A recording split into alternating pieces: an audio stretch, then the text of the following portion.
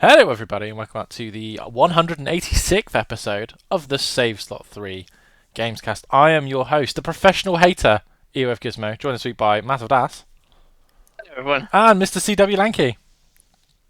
Right, I'm calling a ruling on the field here, boys. We're all gonna get along and be nice to each other this week, alright? Yeah, it's I fine. don't want no hatred, no bitterness, nothing.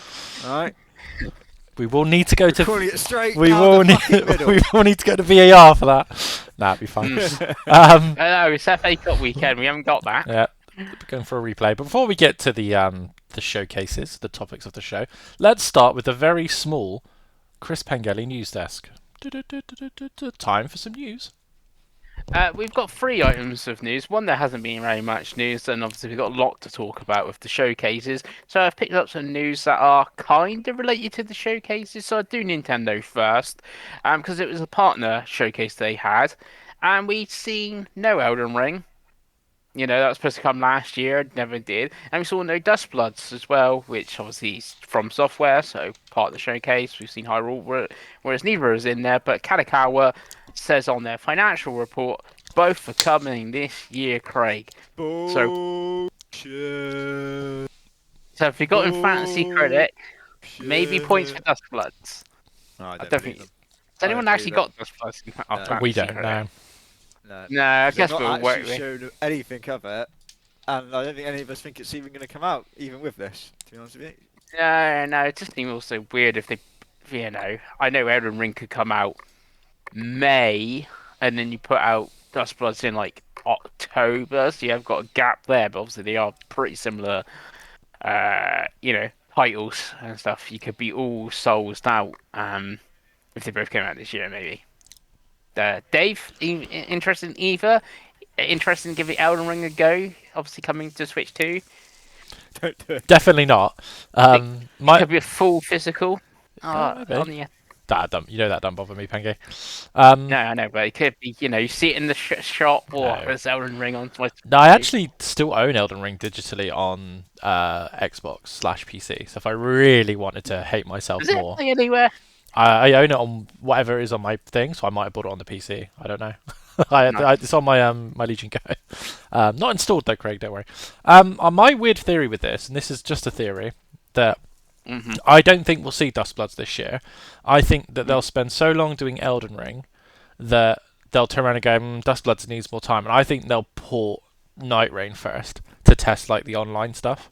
Because I'm not convinced that Switch 2's online will be good enough for what they want to do. But yeah, definitely not Dust Bloods. I mean, we'll definitely see Elden Ring this year. I would be surprised if we didn't see Night Rain first again, and then they threw out Dust Bloods next year. But we'll see, Peggy. Let's see. So that's the Nintendo bit, and then over on PlayStation, because they had a state of play. Before the state of play, they had a little trailer. Well, it was actually little. It was like a 10-minute talking to Guerrilla Devs because they announced a Horizon spin-off game, which is the co-op sort of Monster Hunter-like, but actually, if you watch it and listen to them, it actually seems more like Elden Ring Night Rain. They announced Horizon Hunters Gathering, Craigie. Yeah. Yeah. I'm gonna be honest. I thought this looked pretty bad. Okay. Yeah. They did this in like almost, it was like two halves. Like the first half they were just talking, showing some like arty stuff, showing the heroes and that. Mhm. And I was watching that first bit and I was like, oh, this isn't filling me with confidence here. It looked a bit odd. The art style was a bit jarring for Horizon. The tone was a bit jarring because Horizon always seemed pretty like serious and that. And I was like, this is all a bit. Looks like Fortnite. What are we doing here? And then they. A lot of people saying this art style Fortnite, but what I actually got, especially one of the heroes, like a red-headed girl, I got Immortal Phoenix riding art style from Right. it. Yeah, To me, it looked like Fortnite and with lots of purple. These games are always obsessed with purple. I don't get what it is. It's like since Suicide Squad. yeah. I think that everyone's obsessed with purple in these They all games. want to And sell then, that game to me. yeah. Yeah. And then they got to the gameplay bit, and I already wasn't particularly sold. And it was like the more they showed and the more they said, the more they unsold me even more. And I was just like, oh, yeah, everything you're saying, I'm not liking here. Because it might like obviously you've mentioned this a lot, Pengi. This Monster Hunter The for rumors Horizon always game. was it a Monster Hunter clone. Yeah, and then they were showing it. I was like, this doesn't look like Monster Hunter. This looks like Elden Ring Night Raid. And then they started going on about roguelike elements, and then they were literally showing gameplay, and there was just a battle royale circle coming in, and I was like, oh, what is this? What are we doing? This is, yeah. Didn't They, look like anything for me at all. To be honest with so you.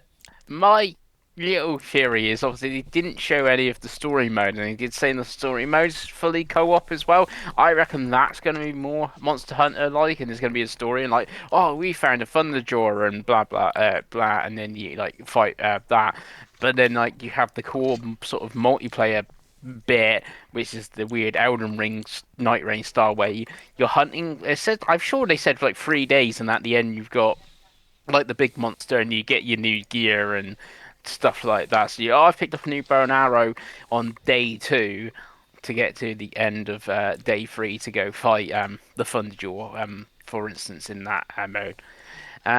Dave, what do you think? They are doing a beta test, Davey, so we can all go hands on and see if it actually is good or bad. So 6 minutes ago, I promised Craig I wasn't going to be a hater, so I'm not going to be a Yeah. hater. I don't like the look of it. It doesn't look for me, but I'm sure someone will enjoy it. That's good. You should be a politician, There we Dave. go. Yeah. Firmly on that fence. The other bit of news, I'm going to wait until we get to the state of play. Excellent. So we're gonna Yep. we're gonna go straight into the showcases, and we'll do our what we've played at the end of the show, because I imagine we've played some of the things from the showcases. So, Craigo, you're Mr. Showcase. That is your job here at Save Slot 3. So can you start off with the Nintendo Partner Direct, please? Yeah, absolutely. Was this like over a week ago at this point, wasn't it? God knows. Yes, knows. it was A while ago, February isn't it? 5th apparently. Okay. This article went up, so I'm Only guessing the time is 4th. a flat circle and all that. Mhm. But Yep. yeah, God. That may as well be 4 years ago at this point, boys. Yes. Yeah. Anyway, this happened at some point in the distant past. Um, this Nintendo Partner Showcase, and we opened up, boys, with Orbitals again, which we saw at the last Nintendo show, I think. Last when that was announced. I think it was Game Uh, Awards, Craigo.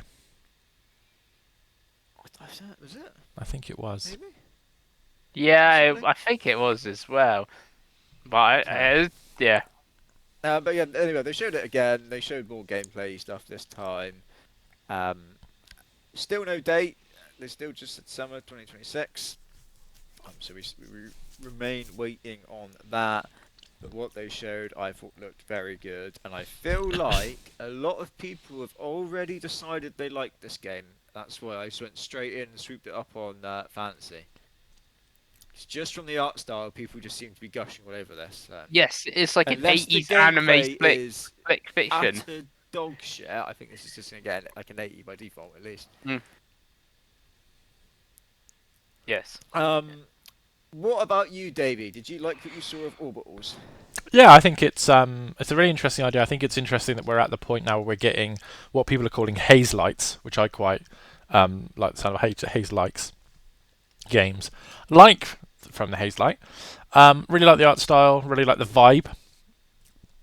Looks fun. Graphically looks really interesting, and it's definitely one that I want to play. Probably with you, Craig, if I'm honest.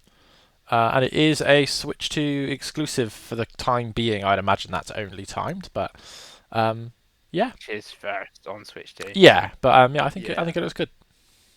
I think that gives me a lot of confidence that it's gonna be good as well because they were really pushing that, and they've opened the showcase with it. So I feel like Nintendo feel like they've got something here. Yeah. I think they've got some confidence in this, so that's good. What about you, Pengi? Did you like the second Yeah, look at yeah, of that's Orbitals? good. It's one of the best things in the showcase as well. This. Absolutely, yeah. Next up, we had Paranormal Sight, which is a mouthful, The Mermaid's Curse, which is coming out very soon, and it's some sort of visual novel detective game that none of us are ever going to play. The first one is what was. So again, this is like 10 days ago. This. was like £5 or something on the eShop if you wanted to play the first one. Right, okay. Yeah, And then we had a football game after that, boys. We had Captain Tsuba? Tsula? To Tsula 2. Chewbacca. to Yeah, I think Saba. World Fighters. Um, is this the RPG turn-based one, or is this a different one? this is a different one. Right, okay. What's the RPG turn-based one? That's in Inazuma 11. Sumer 11. They're very similar. Okay, yeah, okay. Again, none of us are going to play this, are we? I wouldn't have thought. No, no. Um, Another one which none of us are going to play, but I think is now out. I haven't seen anything Yes, about this. it is. It And came out I'm 3 going days to ago. Google while you're talking about it, Yeah, Craig. I'm going to Google what it's got score-wise. was Tokyo Scramble. This was the game with the dinosaurs, and it's like a Yeah. stealth game, and it looked really bad. Like to the point where you're like, why are they even bothering to put this out? It looked like it was running at about 12 frames per second, and it just looked terrible. Pengi, have you found that review score whilst I'm Yes, filibustering through? so it's only got 6 reviews, so it doesn't have an overall on Open Critic. It's got a 3 out of 10, an 8.5 out of 10, a 7 out of 10, a 5.5 out of 10, a 50 out of 100, and a 45 out of 100 as well. I know that someone's given it an 8.5 out of 10. Yeah, and then the next one is 7, then all the rest are like Were they 55. just fucking on So heroin and maybe, dribbling on themselves and just and gave it weirdly, an that is 8.5? PS4blog.net, so it isn't Nintendo Life or something. Yeah. But yeah, this was something, right? Yeah. I can't imagine any of us looked at this and thought that's a game that we're gonna go out and buy.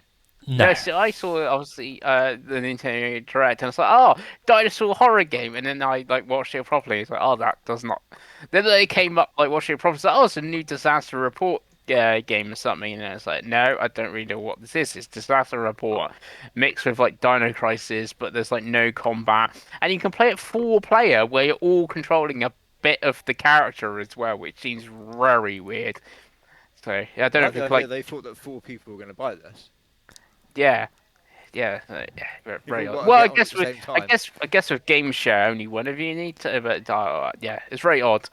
If like you're controlling the one arm, I'm a leg. I don't know how that works, but yeah, strange game. Yeah, it doesn't sound like a goer, does it? After that, we had Valheim, which is some sort of streamery sort of game, isn't it? Which is Yeah, coming to Switch 2. None of us care about that. no, We also had Hollow Knight.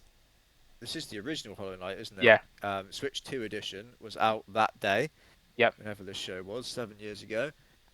Um, None of us are going back to Hollow Knight, are we, at this point? Chris Pengelly is the most likely, I feel. I Maybe. own this because I had Hollow Knight on Nintendo Switch, so I have the free Was it upgrade. part of the 2 years of Switch glory of Chris Pengelly? No, I think I backed it, remember? So I think that's why.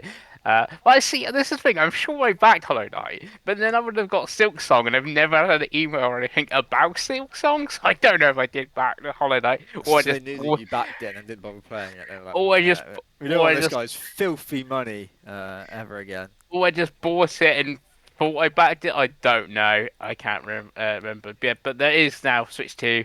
Um, I've not played it. I've redeemed my upgrade, so I do have that. It's 120 frames per second if you want to, which obviously the Switch 2 screen supports that. So there we go. You can look forward to those frames, Pengy, when you get to that in Yeah. 2072. After that, we had another football game. We had eFootball Kickoff. Hell Which is yeah. an anime-style shoot, apparently. No. I can't remember any of this. It's PES. Yeah. Oh, it's Pez. Yeah, it's PES. Okay. It's an exclusive spin-off of the free-to-play one they did. So this one actually has like content in it, from what I can tell. But it's a Switch 2 exclusive. Yeah, and it's got a World Tour mode, so obviously the World Cup's Mhm. coming up, so that's just why obviously this is coming on. Obviously, you do have EAFC on Switch too, but yeah, I guess they can capitalize and stuff. And they might, I think EAFC, like I know people don't really. on the Switch 2, it's like 30 frames a second and stuff. And like if this is at 60 and out of a sports title, I think could make a difference. So they could push it. And if it's free, maybe I don't know, Yeah, well, like I the don't free think to it'll play be one. free. I think it's a No, obviously full. Winning Eleven's still quite popular in Japan, so I would imagine they wanted a specific World Cup game. And obviously Konami, as we Yeah, will talk about later, are making more games. So yeah, um, yeah, again, this is one that if it's well priced and gets relatively okay reviews, I'm willing to try it because I like PES more than I yeah. like FIFA or EA. And the So characters models look good. Like I can tell that's Mbappe and stuff like that. So yeah, but yeah, nothing for anyone else, I After imagine. no. After that, we had The Adventures of Elliot, the Millennium Files. I mean, this has got a date now, which is June 18th, apparently. hmm I know, Pengi, I think you played the demo of I this, did play the right? demo. Yeah.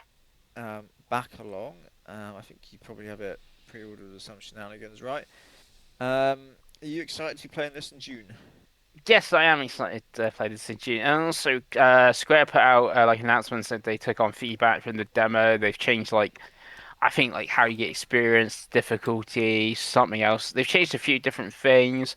And I know if you played the demo, there was some sort of transfer thing. But they're also, if you've got a save file of any of the 2D HD games, that's on Switch that would be like Live for Live, Triangle Strategy, the Octopath, and stuff like that. You unlock some stuff as well in the Adventures of Elliot. So there's sort of bits and pieces. But yeah. I liked the demo. I didn't really see much wrong with it, but like I said, I know they have made a few tweaks and stuff to it from player feedback. Yeah, it's a good little showing for this one. I thought it had is it like the Octopathy stuff where there was like different like eras you were playing in, and you were Yeah, doing a bit here and a bit yeah. So it's there, a and bit live for live because you're all different. You go from different time periods and that as Elliot. So hence this is yeah, you're going on Elliot's adventures. absolutely. What about you, David? You like the look of this action JRPG? Yeah, I think I do quite like that actually. 'Cause I hope they do another demo. I missed the last demo. But yeah, I think it's like an interesting take using that art style. Like I said, like Pengi said, people that have played it seem quite positive on it. But its big problem is I think that it's coming out around a lot of other games in the middle of June. There's a lot of similar games, I think. But I think it looks cool. What about you, Craigo? Yeah, I think it looks good for something on the Switch, like handheld. Perfect sort of thing for that, right? hmm So yeah, hopefully that's one that sticks the landing. After that, we had Super Bomberman Collection, which was a shadow drop, I think. It was. Yep. And it's reviewed really well, right? I've seen it on OpenCritic, really high. People still like Bomberman, apparently. Ballman is Yes. fun, Craigo, to be fair, and it's very well priced. I think Yeah, it's it's like 15 quid, something like that. yeah, I think it's It's got to 90 out of. Okay, it's only 9 reviews, but it's got a 90. 100% recommend it. So there you go. yeah, I think it's I think most platforms it's £16. I think it might be 20 on Switch 2 instead of Switch 1 because they've got all of the like um what's the game share and all that jazz. Yeah. I think, I but think it was like 20 on Steam, but I'm sure I saw it for 15 on PSN. yeah, So it's definitely 15 on PSN and Xbox. But yeah, I think again, if you like Bomberman, this will be for you. If you don't like Bomberman, Craigo, this won't be for you. I think is the best way to put it. yeah, Yeah. After that, we had Final Fantasy VII. I think the first one's already on the Switch 2 now, It yeah. is. right? But they've said that the second one, Rebirth, is coming. Looking like June 3rd for that one. Davey, you didn't like this game originally, but does it being on Switch 2, does it tickle you fancy to give it another go? Yeah, it does, Craigo. So to go in with what I've been playing, I actually played the demo of the first one. Um, just for the sake of this conversation, just to see how it runs, and it looks and runs incredibly well on Switch 2. Actually, like scarily so. Like I don't know how they've managed to make. I know it was originally a PS4 game, but like it shouldn't be able to run as well as it does. But I'm really interested to give it a second chance because my big hang up with it, I think if I remember from watching the episode where we talked about it, was that the open world stuff was a bit of a slog on PlayStation because obviously that sounds like a perfect in bed kind of scenario for me in the handheld. So I'd be willing to give it a try. It's also really well priced. I think at the moment it's pre-orderable here for $39.99, and my understanding that it is a fairly large game. So yeah, it's cool that it's coming to this. Also coming to Xbox as well on the same day. But yeah, what about you? So this is also when the Xbox version got dated. Yeah. Pengi, you've already played this. You ain't playing it again, are you? Not on the Switch 2. No. No. And I'll be honest, if I was, I'd play it elsewhere, I would have thought. But I've got to play the first one yet, and you know I only get to that in 2086 at this point, I would have imagined. Mm-hmm. After Well, your that, best bet now, Craig, is wait until they do the third one, and then they just release a physical like bundle for like a bit like the Yakuza one you just bought. They For, have done one it's for $8. the first 2 games. There is a PS5 bundle. I think it's like 50 Yeah. quid on physical Yeah, as well. it's like it's 80 quid or something because you know it's going to be 60 just for part 3, and then it's only 20 quid more, and then you get all 3, and then you got to play all 3 back to back for 200 hours. Yeah, I just sit there and rot and play that. Mm-hmm. After that, we had Pragmata. The first time we talk about this game, I guess. Mm-hmm. And I think this is when they announced that the demo was coming to consoles. Yes. It was only on Steam before that, right? Yeah, and that's where I played the demo on Steam. Yeah, we go. So yeah, they showed it again and announced a demo. I'm guessing we've all played the demo. Have you guys already talked about playing the demo on the show? I can't remember. No. Well, Dave wouldn't have played it at the time because it wasn't out, but I did. Talk about it. Dave, what did you think of the demo? So I played the demo on Switch 2. I really, really enjoyed it, Craig. It's that classic Capcom, that the Lost Planet era Capcom, in that it's quite quirky, but it's interesting, and I did really enjoy it. I just did multiple runs, because you get more rewards and different shenanigans for doing it. But yeah, it runs really well on Switch 2 docked. Undocked, less well, but it's not really a surprise. But yeah, it's one of those that I'm definitely going to get, and I will probably buy it on Switch 2 as well, because that's obviously my physical platform. But yeah, I think it's really cool. Did you get a chance to check the demo on any of the platforms, Gregor? Yes, I tried it earlier. Was it earlier or yesterday? I can't remember. On PlayStation 5. I've only done the one run, but I really enjoyed it. It really feels like the old Xbox 360 era game where they've had one idea and they've like, right, we're just gonna make a game around this one idea. And that's a little bit refreshing, I think. I'm kind of hoping from playing that demo, I really hope this is like a fun, solid 10 hours though. I'm like, if they're gonna turn this into some like 35-hour slog, that might be a problem. I feel just like that one core mechanic that they're building everything around. But if this is like a Vanquish or that sort of thing where there's you're in there for 10 hours of a good time and then you move on, I think it could be a fun little game, in all honesty. I think it's probably gonna. I was a little bit dubious about Pengi taking it early as he did on Fantasy, but I think now actually it does seem to have a lot of momentum. This game, Believe in Capcom. People seem to really want this to be good, don't they? So yeah, I think it's going to do well. After that, we had Turok Origins, which I actually thought looked better than the Horizon one. I think this game looks really good. I don't know if anyone else that, Dave. Well, the thing is, it's not the same type of game as Horizon. No, this looked like more of a shooty bang co-op, run through the level, shoot stuff sort of thing. Yeah, and it's the Space Marine team. So obviously Turok. This is a weird one because this is an announcement that people weren't as excited about it as I thought that perhaps they should have been, because I thought it looked pretty good for a Switch 2 game that we've never seen before. And yeah, Turok's a series that's obviously been around a long time. It's obviously very aligned with Nintendo from the N64 days. But yeah, I generally thought this looked quite interesting as a first and third person shooter on any platform, but as this is a Switch 2 show, on the Switch 2. But yeah, I thought this looked pretty good. Yeah, I quite like what I saw about it. It's not what I'm going to rush out and buy, but No. it looks like it could be fun. Yeah, you see it in a sale, you're like, oh, maybe I'll give it a go. Yeah, if that was like a day one plus game or on Game Pass or something like that, I'll give that a go. Mm-hmm. Right, after that, boys, we had Kyoto Xanadu, which is an action RPG apparently. Mm-hmm. Is this the one that was like a 2D Metroidvania then turned into a Yes. 3D game? Yeah. Ah, I remember which one this is now. Yeah. Um, Interesting concept. I've never heard of any of this. Apparently it's Falcons. Yeah, Falcons good? it's Trails in the Sky and Ease.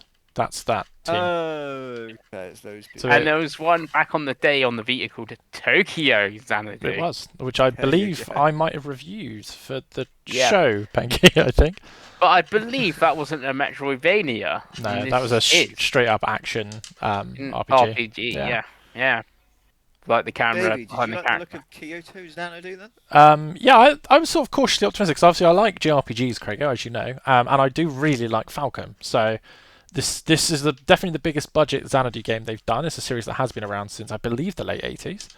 Um, but yeah, I think they're pretty interesting, Craig. To be honest, I think the art styles suits what type of game it is. They had the usual modern JRPG stuff of you get power ups outside of the combat world and then you go into the combat world. I thought it was interesting that there's two sort of viewpoints, which they've been doing a lot. Trails in the Sky does this as well, so not 2D to 3D, but like they've mixed up things, right? So and as Hmm. far as action RPG goes, it's a company and a dev studio that I trust, Craigo. So yeah, I'm pleasantly excited. It's coming out in a raft of other games, but later in the year or in a sale, I think it'd be something that I'd be tempted to look at if it reviewed as well as I imagine it will. But what about you, Pengi? No, I don't think it's for me. It's one that needed to be in the honeymoon of the Switch, isn't it? I don't even Back know then, that maybe. because I don't know a Metroidvania JRPG. It just doesn't look that great, especially you're gonna get to the next thing, Craig. What, Digimon Story Time Stranger? Yeah. Coming July 10th. Is this a new game or is this an No, it's old No, on. this is attempt the one to that keep up came with out these? last year and reviewed really well for PlayStation and stuff. It was on Xbox and it was on everything apart Yeah, from Nintendo last summer. yeah, and now Is it's this a coming. visual novel or is this like a No, this No. is like RPG? an actual RPG. It got an 81, 82% critics recommend it out of 109 reviews. God, are you going to jump into some Digimon then, Pengi? Uh, Possibly. It depends also what comes around like July 10th. Because it is the summer, which you normally don't get a huge lot. You still, obviously, it's not like it used to be like 20 years ago where you have like nothing. We've already mentioned games coming like June, summer, and stuff like that. But this is like out of this and Tokyo, not Tokyo Xanadu, but Kyoto Xanadu. It's like yeah, Digimon is up my street, and I think it kind of suits Nintendo as well. JRPG like this and thing. What about you, Dave? Are you going to sell your soul, turn your back on Pokemon, and become a Digimon man? You can do both, Craigo. You can do both. Yeah. I really enjoyed the last Digimon story game, which was the Cyber Sleuth games Mm. on Vita, obviously. So yeah, I think I'd be. This is one of those that I looked at last year on all the platforms that I own, and I ummed and ahed about it a few times. But I think coming to a handheld console, Craigo, I think whether I get it on launch day or I get it a little bit later, I don't know. But yeah, I think this looks right up my alley, and it's reviewed really well. So I have a little bit of nostalgia for Digimon, not as much as a lot of people. I do. I remember some of it, right? I know they go from like looking like rabbits into like sexy women. So that's what you want, really. What about you, Craigo? Is this up there for you? Would you be tempted to become a Digimaster? No, absolutely Oh, not. I am Sure, good, on man. 32 are the champions. Indeed. After that, we had Grand Blue Fantasy Relink. Is this a port Yeah. of the Yes, game this that is a came port. out on It's an enhanced And- port, but last the year? Yeah. DLC's coming And to I both. think they're actually missing this because there's a new subtitles now. Grand Blue Fantasy Relink Ragnarok, and that update is coming to PlayStation, for instance, as well when this version comes out. I think they're adding like 10 new characters, some new story mode bits, and content. So it's like the Game of the Year edition, I guess, sort of thing. Which, like I said, is getting an update on PlayStation and it's coming to Switch too. Is this the weird one that starts off as like a Monster Hunter sort of game, but then it Yeah, turns it's a into month. there's like a single player, but then you're meant to go do the multiplayer, right? Yeah, yeah, yeah. It's really good. I played it on No, PlayStation. I also Yeah, played it on PlayStation. It's a really good game. yeah. After that, we had Monster Hunter Stories 3, Twisted Reflections, and I Woo. believe this is where they announced a demo as well, Yes. which has gone up on the Switch 2. I don't know if it's gone up on everything else as Yeah, well it's or gone not. up on everything. With save data transferring, so Capcom has learned from Square Enix there, I guess. Has anyone jumped in and tried the demo for this? I have. I have not. Oh, Dave has I he? have. There you go. What did you think of it, Davey? I'll be honest, I thought it was really boring. It was really slow. The bit they chose to do. I've played 1 and 2. 2 I fell off of quite hard in the middle of it. It just got really boring, and this kind of doesn't so far. That hasn't done a whole lot to sort of alleviate that boredom. Um, so I don't know. There's a lot of other games coming out, and it's one of those that I'm like, it might be a wait till it goes on sale for me, Craig. It didn't give the impression that like Pragmata did, put it that way. So yeah, looks great. I will say, it looks very nice, but yeah, I just found it a bit boring, a bit too simple. I think is the best diplomatic way to put it. What about you, Pengi? You tempted to try the demo? No, because I'm actually going to get this because I really like Monster Hunter Stories 2 and stuff. And this looks, again, from the videos and the trailers, this looks like a step up, sort of thing. Obviously, like the demo came out, let's say the 4th of February, and the game comes out 13th, so it's like it's like a month gap, which is quite a bit compared to, let's say, Neo 3, where the demo that transferred was like a week different. So it just felt like I was starting the game early as well, sort of thing. So I'm just gonna wait until playing it. I don't know what the thing, if there's any bonuses. Obviously, save transfer does come over. I don't know if there's any bonus for playing the demo because like Neo 3, if you played the demo of that, you got some armor. By the time I actually played the game and got the armor, it was like that was not actually very good. That armor sort of thing. So yeah. Yeah. After that, a strange one, which you've always going to have to explain to me a little bit. With console archives and arcade archives too. I think they were adding some games to these archives. I think it was Rave Racer and Doraemon? Doraemon? Doraemon, that wasn't Doraemon. bad. Yeah, it did okay. Doraemon. Sonic Wings Special and more. About And Cool more. Borders, Ninja Gaiden 2 with Dark Sword of Chaos. Yeah, that's all added to whatever the hell this is. So, Is this a Craigo, video game? Is this a service? it is not a What service. madness is So going on it here? is what used to be the Virtual Console. It's standalone purchases. It's not. It's Right. just a branding that this company uses for re-releases. Hamster. Hamster. The crazy thing about the ones that they announced was that Ninja Gaiden 2: The Dark Sword of Chaos is already on NSO NES. So I don't know why you'd want to buy the game No, that's standalone for like a strange. tenner if the whole year of getting the NES access is for £17. But yeah, I think the coolest ones were Rave Racer, which is a Because this is the first ever home console release as well. It's yes, never came to the home market. So yeah, which is Ridge Racer, which is obviously quite popular. And there is already a number of Ridge Racer games on the arcade archives too, which are on Switch too. And Cool Borders because it's a PlayStation 1 game. So yeah, it's got and it PlayStation 1 is stuff. in this trailer. There's a Monster Rancher like party game coming over as well. hmm It's not like the proper Monster Rancher, which is obviously very disappointing, but it's some weird party That's Monster the Rancher game. Monster Rancher's already on Switch. 1 and 2 collection came to Switch like 4 or 5 years ago. Really? Yeah, you can buy Okay. them. You can buy them as a bundle. Oh, nice, nice. There you go. See. Because Monster Rancher. Yeah, well, was, I really great like Monster on Rancher. the It's one of those console. weird franchises that I remember from being a child. Was there an anime as well, Pengi? There must have Yeah, been, yeah, it right? was an anime. Yeah, I Yeah, remember yeah, it, and I don't remember ever playing the game. But then I watched someone play the game, and I was like, I've played this, but I have no memory of it. Like a yeah, PS1 JRPG. It's another. It's even lower in the ranks than Digimon, Craigo, in the Pokemon rip-off yeah. area. It's not as rip-off as Jade Cocoon, which no one played, but it's down there. But yeah, I don't know about Pengi. I don't think there's any. I don't think I've ever bought an archives, and I don't imagine I'm No, going to start now. no, no. And the Maybe only they'll get you thing, next time.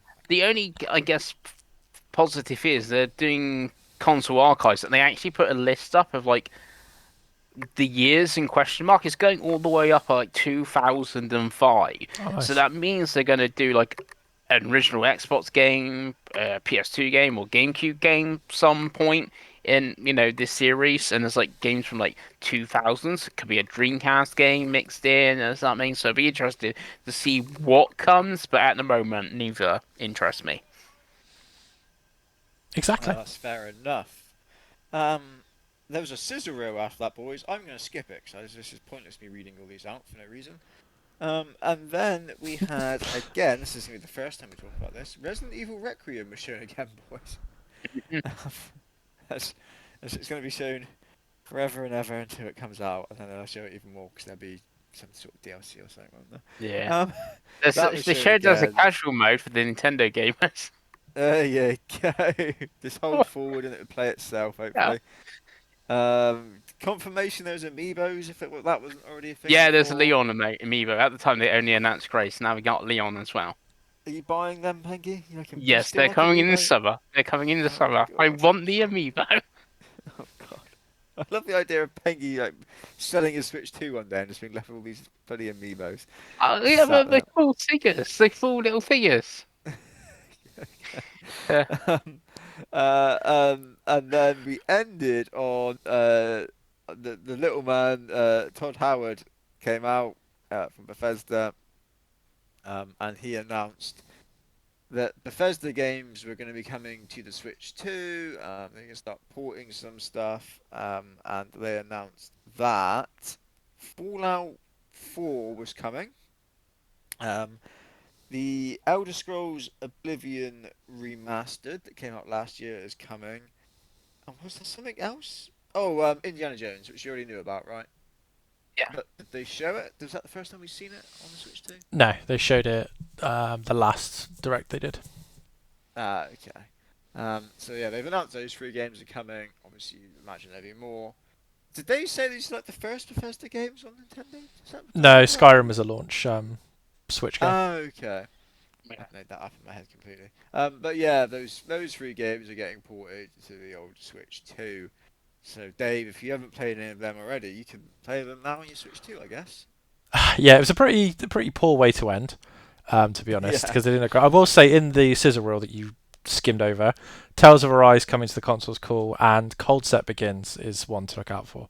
New concept begins game, but they got in brackets Switch 2 editions. I don't know if this is like a remaster or remake or something. Not sure, but they're cool games, Cold Set. For the Bethesda thing, I mean, it's cool to get Oblivion because we have Skyrim. Indiana Jones looks really good. It's getting a full physical release as well, not a game key card, so Pengi will support that dev by buying it. But it is a full Yeah, full it's release. weird. The others are both code in the box, not Yeah. even a game key card. Yeah, that's a full physical, which just like It sounds to seems me odd. like What? Machine Games put their foot down and said that's what they wanted. So that's what Yeah, that yeah. says to me. We like machine games. Yeah, because they did the So same do on that. PlayStation. It's a Mm, physical on PlayStation. yeah. And I thought Fallout looked awful, Craig. I thought Fallout looked worse than the original Xbox One and PS4 editions. And I'm not, having played Final Fantasy, I'm not sure how they've managed to. I mean, I know it's Bethesda and them being janky is their whole gimmick, but I genuinely, it looks. Well, I mean, even if it was a Switch One game, it looks as bad as Tokyo Scramble graphically. Fallout 4, it really does. Like, it looks terrible. But yeah, and the worst thing about this, Craig, Fallout 4 in 2026. How much would you charge? Digital only. Exactly. It's £53. Oh, bargain!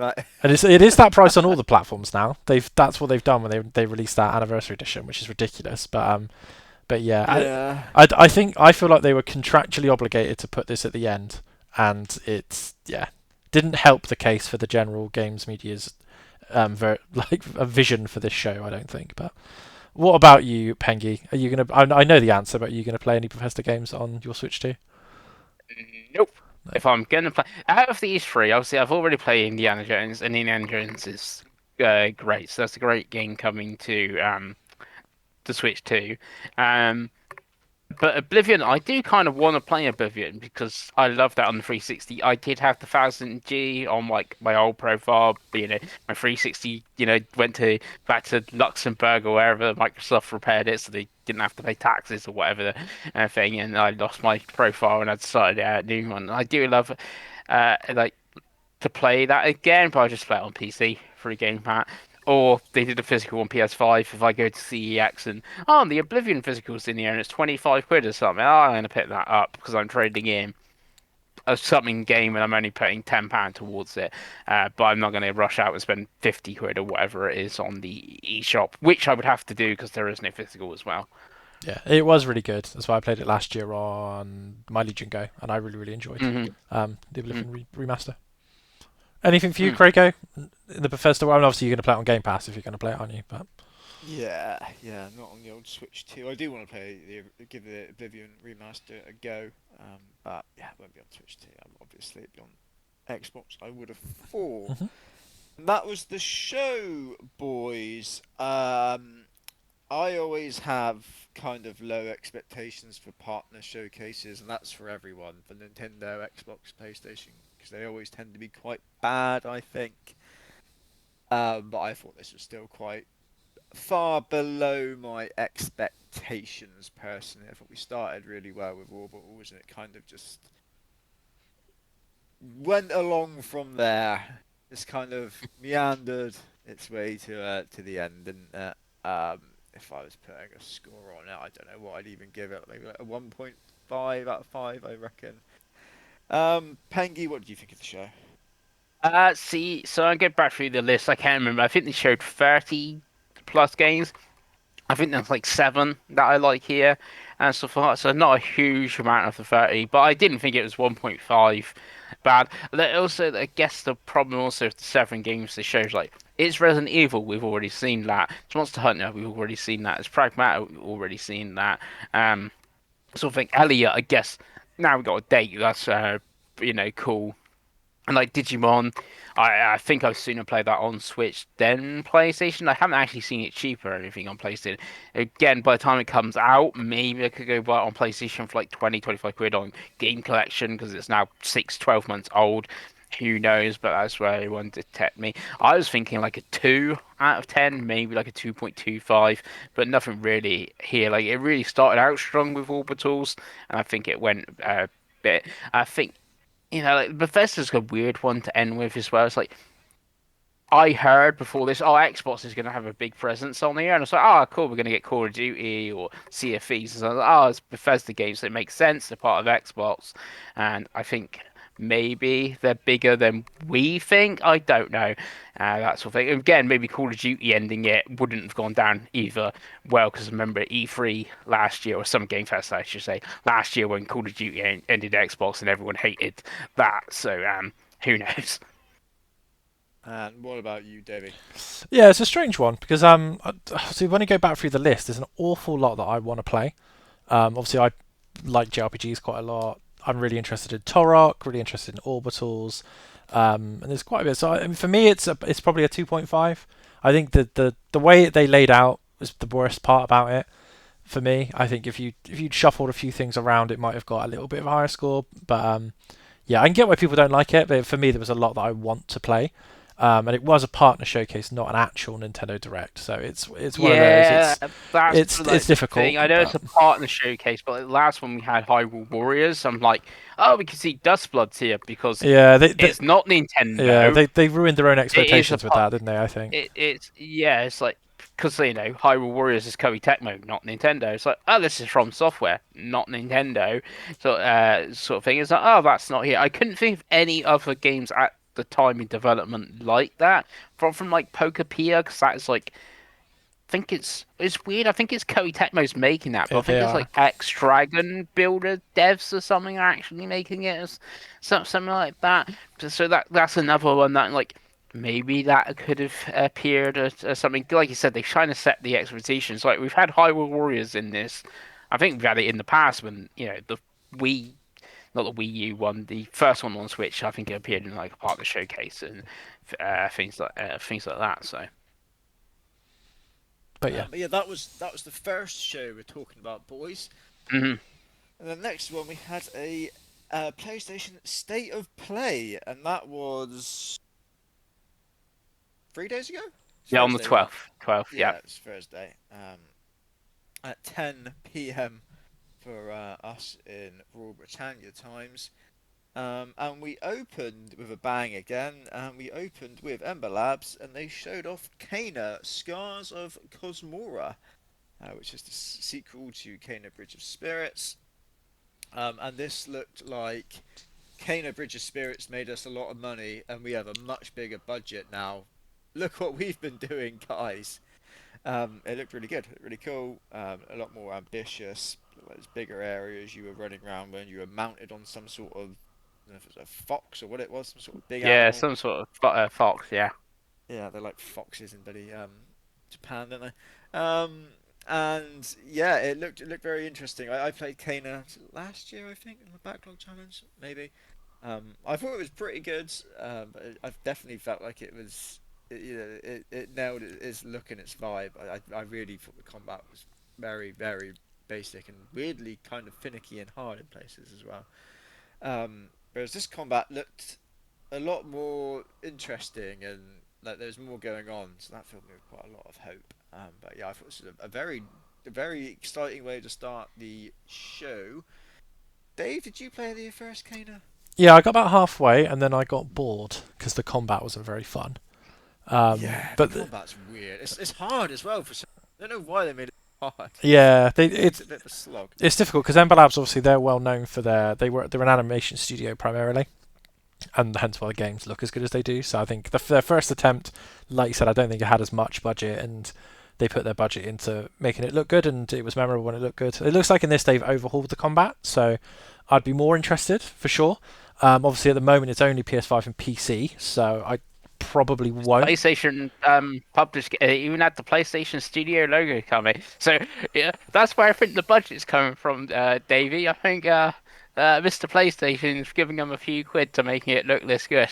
Yeah, for sure. So unless it comes to something else down the line, which has happened with PlayStation publishing before, then I probably won't play it. But what about you, Pengi? Yeah, so if we skip to what we've been playing, so I started Kane and Bridge of Spirits today because kind of like you guys, I started it years ago, and I don't know why I stopped playing it and stuff like that. I can't really remember why. So I started the game. I did have a save, and I can't from 2024.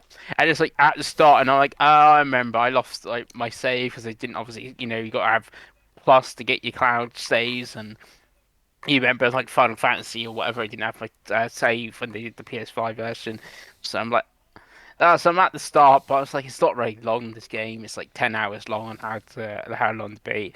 So I've like basically restarted it from scratch, even though I've got like 17 trophies in the game. My PlayStation thinks I'm 33% the way through, even though I'm actually at the start. So I'm not a huge way through it again. The weird playing South of Midnight and then playing this, or like this kind of feels like that. I know the art styles are kind of different in like the setting, but like the combat, like you're saying, like the combat areas, and it's like you fight a bunch of enemies, and then you go clear some flower type stuff, and then you go do a little bit of like platforming and stretch, and then you get the same thing. So obviously, Alpha Midnight came after Tina British Spirit, so I guess that's kind of copied that. But it's like, oh yeah, this is some of that. And then I'm now like rewatching the trailer of the second one. I'm like, oh yeah, this is definitely a step up in like the graphics and the videos and stuff in British Spirits. Like the cutscenes are great. You could get like, oh, that's a Pixar movie or something, and then you go watch this and like, oh, this looks way better. You can like see PlayStation's given them a pretty chunky budget sort of thing. So yeah, very good one to start with. Absolutely. After that, we had Ghost of Yotai Legends, which is a free add-on for Ghost of Yotai. And this is some sort of co-op SMOS, Panky? I don't really know what this Yes. is. Obviously, they did Yes. this for Ghost of Tsushima as well, didn't they? Yeah, I never played it for Shishima because, I did, the classic Pengi, bought it, played it, finished it, sold it, sort of thing. They did actually do Legends as individual content, which you could buy for like 15 quid. I never bought it. So don't know if they're going to do the same here. Like it's free DLC for Ghost of Yotai owners. Obviously, I own it. I guess you still own it. But like Dave doesn't own it. Like, but he wants to play it with us. Are they going to sell it for like 15 quid so you can buy it and then play it? But yeah, it's like you pick your class. So it's like the Shinobi class, which is more stealth, and there's the Archer class, which it's got a bow and arrow, and it's like mixed, splitting up the weapons and the abilities of Atsu into like four different characters. You go play co-op, and then you're gonna go like fight mythical versions of the Yotai Six, and because they're called like Oni and Kitsune and stuff like and Snake. Oh, the snake is now actually a snake. The Kitsune is now actually like a big fox and stuff like that. You have the fight and things like that, and there's like a story mode as well. Even fighting those six like bosses and stuff like that. So it's like a co-op mythical version, and like I said, it is free DLC if you got Yotai. So that's why I kept my Yotai this time, knowing this was coming, compared to Tsushima, because obviously at the Tsushima at the time we didn't know that was getting multiplayer. Yeah, and that comes March 10th, March so not 10th. that far away. Yeah, five Good. days after another multiplayer game from Sony, which seems a little silly to me, but you know. Yeah, it does seem strange. Dave, I can't imagine you care less because you didn't even buy a Ghost Yoto, did you? Yeah, So it's absolutely not I don't Craig. think you'd like Ghost That's why I Yoto said if there was whatsoever. the option, like if you could go Yeah. buy this, you see me Craig playing. Oh, I can. It's only £10 or 15. I think the first one's £15. So 15 quid, we can play through player co-op, something. If it's stuck obviously behind Yotai, then that's not as great. But then you remember when single player games used to have multiplayer like Uncharted and Tomb Raider and stuff. It reminds me of that, the good old days, Dave. Indeed. After that, we had Death Stranding 2 on the Beach is coming to PC, and there's some sort of big update as well, bringing unlocked frame rates, ultra wide support, DualSense controller support, and upscaling and frame generation. And just me reading that out has probably sent the police to my front door to come and Yeah. take me So away. I frame think it's some generation, sort it of for like lawful predicts it release. if I don't care, Pengi. it predicts the I don't want it explained to me. We can move on. For Loop had a gameplay trailer again, Dave, and I thought it looked really quite bad again. In all honesty, this is the I was gonna say, I was gonna say Bad Bunny then, but it's not. They're not called Bad Bunny, are they? What's the team Bad they Robot. called? it's bad robot. Bad Robot. That's it. They're all the same to me. Bad Robot is making I this. say that. Right, bad people are bad, all right. Yeah. And yeah, I continue to think that this looked pretty poor. Apparently, there's some roguelike action as well. I'm reading now, which puts me off even more. Oh. Dave, did this do anything for you?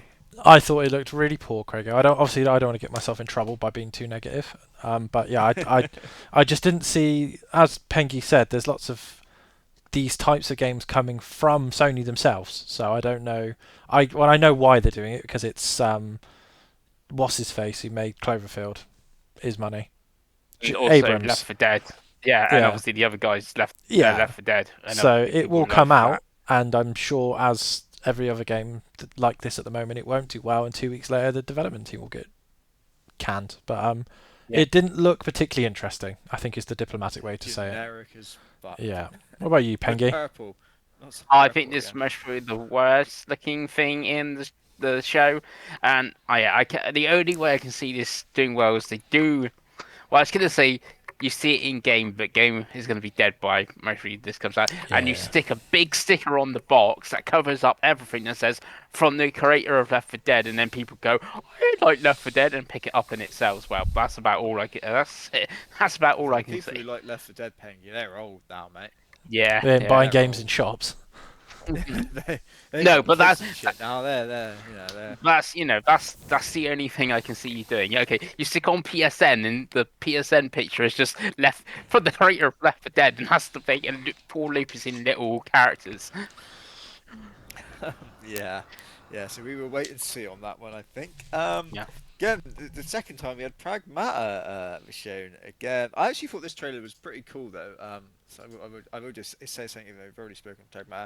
It actually showed some like other environments. It was in a city right in New York. Hmm. And that was quite cool to see because I feel like this game we've seen a lot of it inside like I don't know if it's spaceships or space Yeah. stations or Space whatever it station. is, and it's all very white and clinical, right? Although it's all just white walls and that, and you're like, oh, I hope that's not just the game. So it was cool to see some like see some color, see some like other environments in the game. I thought personally. Mm. Um, and then we did have another Resident Evil Requiem trailer as well, which again we've already spoken about But they to do oblivion. so they end it with you going back to the police station. Oh yeah, they did, didn't they? Yeah, you're Yeah, right. They that is did like end the with the and yeah. do you know what's going to have a shock here, Craig?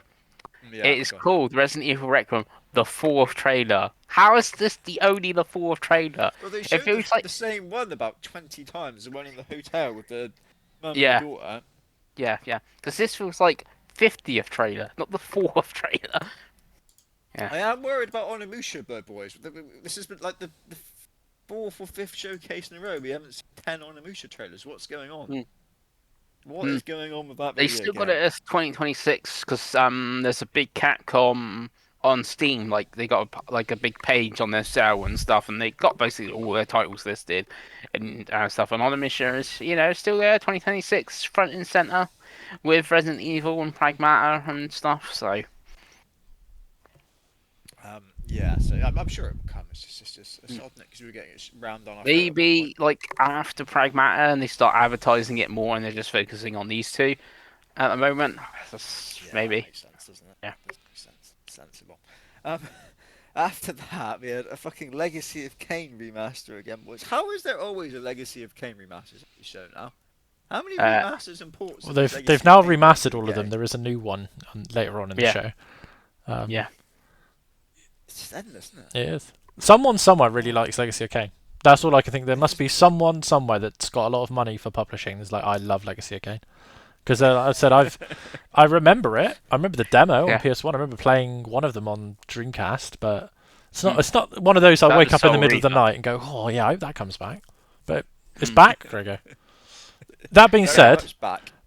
this remaster's cool because it has an unreleased sequel on there. Like there's some like content you can play of an unreleased game. So I think that's quite interesting for the sake of a remaster. Yeah. And obviously it's coming to everything from looks like it can come to PS4. So it's cool. Someone's happy somewhere, Gregor. Absolutely. I'd be happy like a brand new Legacy game. You think that's what this is building up to, right? There is one Yeah. later in the show. Yeah, Oh, okay. okay. A brand new third person hack and slash one. Where Rizal's now got a daughter. What or is something. wrong with 2D pixel art side scrollers, Pengi? Just make a note for later on in the show. Yeah. After that, we had a remake of what I think they said was a PlayStation 1 game. Brigand Abyss is coming for PS5, and it's some sort of RPG thing. I thought this looked Yeah, really bad, by the way. Yeah. Yeah. I thought this. I was like, oh, Oh yeah, this actually could be worse than Four Leap. So yeah, Brigadine Abyss. It's called, Craig. I don't know Yeah. why they've put Brigand. I'm guessing they've got auto. Oh Yeah. yeah, no, they've sold me down the river there, Yeah. haven't they? 'Cause, Yeah. you're right. But look at that. That's clearly Brigadine. Yeah. Yeah. They made me look like a right fucking idiot. There, aren't they? Eurogamer, Yeah. not Who paying is this? attention. Eurogamer. Shocking. You wait till I'm going. Where's powering on Where's them in a minute. UK Gamer? That's what we want. Yeah. Yeah, exactly. I'm gonna sue him, I think. Anyway, moving on. God, we had Dead or Alive. Oh, Six yeah. last round. Plus, there is a new Dead or Alive game in development. This is the last version of Dead or Alive 6 we're getting, I think they said, right? Because hasn't Yeah. this game been going around for ages and ages and ages? Yep. Yeah. I think it might have even been on PS3, but I'm It not was sure on on that. PS3. 100%. Yeah. 100%. So they're doing. We joked while we were chatting, watching it. They're basically doing exactly the same Sega Virtua Fighter It's- 5 because that was a PS3 launch, or almost launched game, and then this was it this year or was it late last year? Late last year. We got Virtual Fighter 5 Final Revolution on like PS5 and that, and there's already like 3 versions on PS4 and stuff like that. This is the same thing. Like we got Dead or Alive 6, then we got a different version, and it went free to play. Now you're getting Rash Round, and now we're getting this PS5 version, which I guess will be 4K 60 frames a second over the PS4 version. Be new trophies and stuff, and there hopefully you can play with the PS4 people on multiplayer sort of thing. Obviously, a new Dead or Alive, again a bit like Virtual Fighter, we're getting a new one. Is exciting times, though. Dead or Alive 7. So Yeah, and they showed off is it Rio Hayabusa's in there, and the thumbnail is just a pair of titties. It is literally. They know their fan base. It is Kasumi's tits, which is the reason to buy Dead or Alive. Kasumi's tits have sold more copies of those games than any other pair of tits, Gregor. And to be fair, they're very well rendered. So well, I'm looking at it right now. Yeah. Quite something. exactly. So we look forward to that when that eventually comes out. Um, Next up, we had Control Resonant, which we saw before, haven't we? But this is kind of the first time I've heard we got a real proper look at gameplay. I know they did show some last trailer, but Mm. they kind of they showed a bit more without kind of cutting backwards and forwards all over the place, and it looked phenomenal. I thought, guys, it was like Inception, the video game. Mm. Yeah, there's a city bending and all over the place, and you were doing gravity stuff all over the walls, and you jumping up round corners and all sorts of jazz. You had the control kind of font and the haze going on as well. The weapon looked amazing. It was a chain at one point, and it was a big hammer that he was hitting him with. Yeah, I thought this looked brilliant. I thought this looked absolutely great. They showed a boss fight at one point that looked really cool because at one point you just jumped on the roof and then you ran along the roof and then hit it with your bigger hammer in the weak spot. That looked great. Yeah, I was obviously sold anyway because I'm a whore for Remedy at this point. But yeah, this looked phenomenal. I thought, and then they reiterated again that this game is coming in 2026, which hopefully it does. Um, Pengi, what did you think of Control Resonant? Yeah, I thought it looked really good. It's interesting that they're going from like the first Control was still third person but obviously a shooter, and now we're going to this like melee combat and stuff like that. It looks really cool to me, but I don't know if like it could pick people off. And then like I know this is the like her brother, Jesse's brother, Faden's like. Does it link into any of the DLC that they did for Control, which I never played, and that's like your story Oh, bits, and everything leaks in these Remedy yeah, mercenaries, and that's don't the they? thing. Everything's connected. Like Alan Wake and Alan Wake 2 and all the DLC, they're connected to the Control universe. I wouldn't be surprised if Max Payne Oh, remakes it's or gonna something be. is It's gonna gonna be be. somehow, I don't know, connected to Control. So I'm like, oh, story wise could be. Hopefully, do like it's not as bad. As, how many people played that DLC? Because I remember Insomniacs famously with Spider-Man. It's like less than half played the City Never Sleeps DLC. That's why we never got DLC for Spider-Man 2 because like hardly anyone played it. So the story in bits is interesting me, and then like going from the service weapon gun to whatever this new melee combat focused approach is like. What about you, David? I know you didn't play Control, Not did you? yet. Did you try play it No, and not like it? I can't remember. no, I've never touched it. Never did you? It's one of those games I've always wanted to play because I really like Quantum Break, and I know that's Hmm. it's quite Oh a yeah. similar game. And I liked Alan Wake One. I finished Alan Wake One a couple of years ago. Um, but yeah, I just never got around to Control. It's one of those games. It's been given away so many times on so many platforms. I've just never got around to it. Yeah, I thought it was really good. I dare say it might be the best game in the whole show. But yeah, I thought it was really cool. And for me, I reckon I could maybe get on board with that. yeah, and for me, it's all about fantasy critic points. That's why Yeah. I'm seeing 90 out of this at the moment. So I Yeah, like the whole absolutely. gravity rush thing where you like go on the side of the buildings. That was quite cool. But yeah, it's a very promising trailer, Krieger.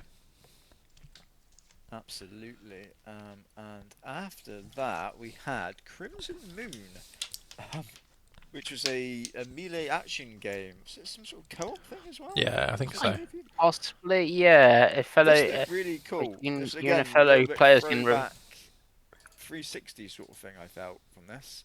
So Um, we got boomer shooters. This looked like a boomer hack and slash game to me. yeah, maybe. But yeah, it looked pretty cool. I don't know if I how much actually it's gonna thought it was be going to be or Darksiders when it first started. That's why I was like, oh, is it Darksiders? Because they are doing another one of them, aren't they? For News, whatever this was. yeah, absolutely. What about you, David? Did you like look at Crimson Moon? Yeah, I thought it looked good, and the Darksiders similarities are quite funny because it is you do embody the form of a Nephilim, which is the characters you play as in Darksiders as well, which is quite funny. But yeah, it looks quite interesting. It's one of those. It's obviously an indie game, so it's cool that it's getting the stage of a PlayStation showcase. But yeah, I'd be quietly interested once we get more reviews and stuff, and we actually see what the game actually is. Because obviously, like I said, it looks like two-player co-op. Is it too soulsy? That'd be my only worry. Because it looks a Mm. little That's soulsy. always the worry nowadays, isn't it? Whenever you see Yeah, anything it didn't like look that indie based Soulsy now. to me. So. Yeah, to me and Craig, I think it looks pretty soppy. It's also coming to PC and Xbox as well. So, but yeah, Then we had again Beast of Reincarnation. Um, Like, again, this is a game we've seen a lot at this point, but I Hmm. thought this trailer was really good. And I can't get my head around of how and why this game looks so good, boys. What's going on here? What madness is happening? Budget and Well, time. they're Because when this using was originally announced on that trailer, they we all thought this was going to be pants, didn't we? yeah. I mean, it could still come out and be pants, I guess, but like, yeah. And then every They're time they actually show it, using that Pokemon money that to make a game. it's very impressive what they were And showing. this has also got a big wolf fox character as well. So, Yeah, like, and you know, we got a date announced here, yes. right? This we got the 4th of August, which is good for Pengi. I think is Pengi now Yeah, some I got sort it of on fantasy. and I think this is gonna do well. But yeah, did you like the look at this trailer, Pengi? Yes, I did. I'm pretty excited for this one. It doesn't look that Soulsy to me, No, but I don't think it is. there's a little bit of combat I'm watching now. It's like maybe that is two Souls for Craig or Dave, but it is quite action packed. So maybe it's a little bit more Devil May Cry or a little bit in between a Devil May Cry and a Souls It's also sort is of there thing. is there bonfires and stuff like that? You know, Yeah, am I just I fighting don't know. zombies over I there? don't know if We'll that's see. bonfires. So We haven't seen that yet, have we? So no, we I don't haven't actually seen know. that. Dave, did this sell you any more on Beasts of Reincarnation? I mean, it didn't sell me anymore because we obviously had the dev underscore direct for it. So yeah, it's still fine. It's coming to Game Pass, so that's how I'll play it. Yeah. So yeah, it's a good trailer, but like I said, we had a 15-20 minute deep dive of it like a month ago, right? So Yeah.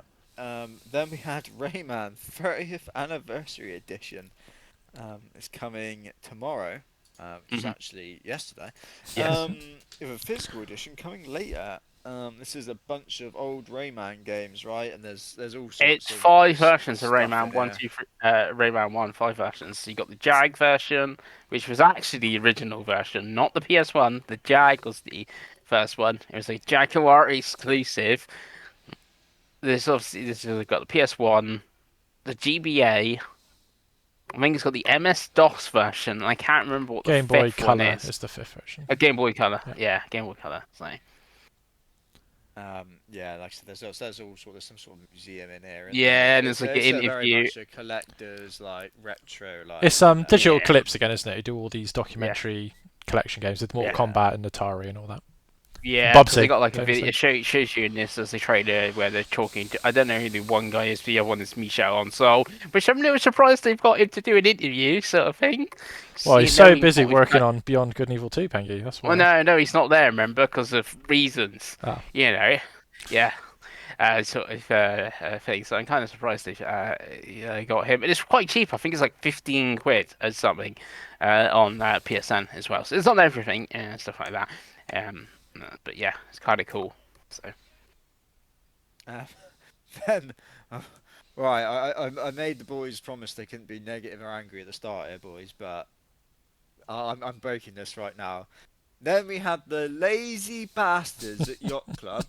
Yeah, they rolled out in the middle of this great state of play. I was really enjoying.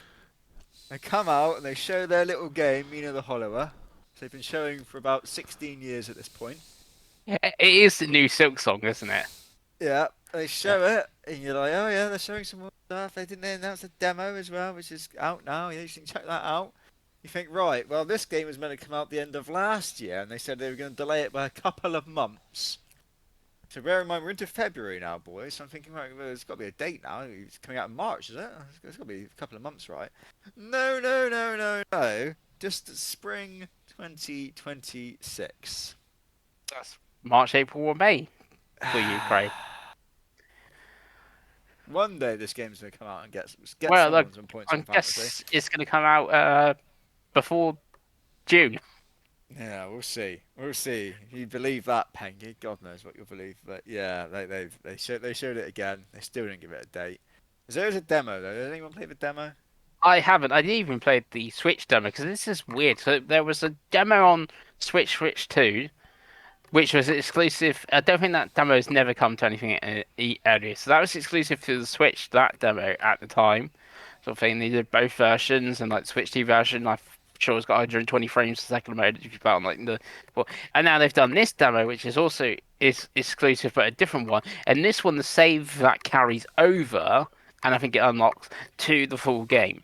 a bit like the Square Enix stuff. So obviously this is a closer to. So again, I guess that gives you kind of hope, Craig, because this demo will carry over to the full game at some Well, that point. comes out in 2064 at this point, right? Yes. But yeah, Yacht Club desperately needs some sort of tyrant at the head of their business, unfortunately, I think, at this point, who is just chaining them to their desks, no more toilet breaks.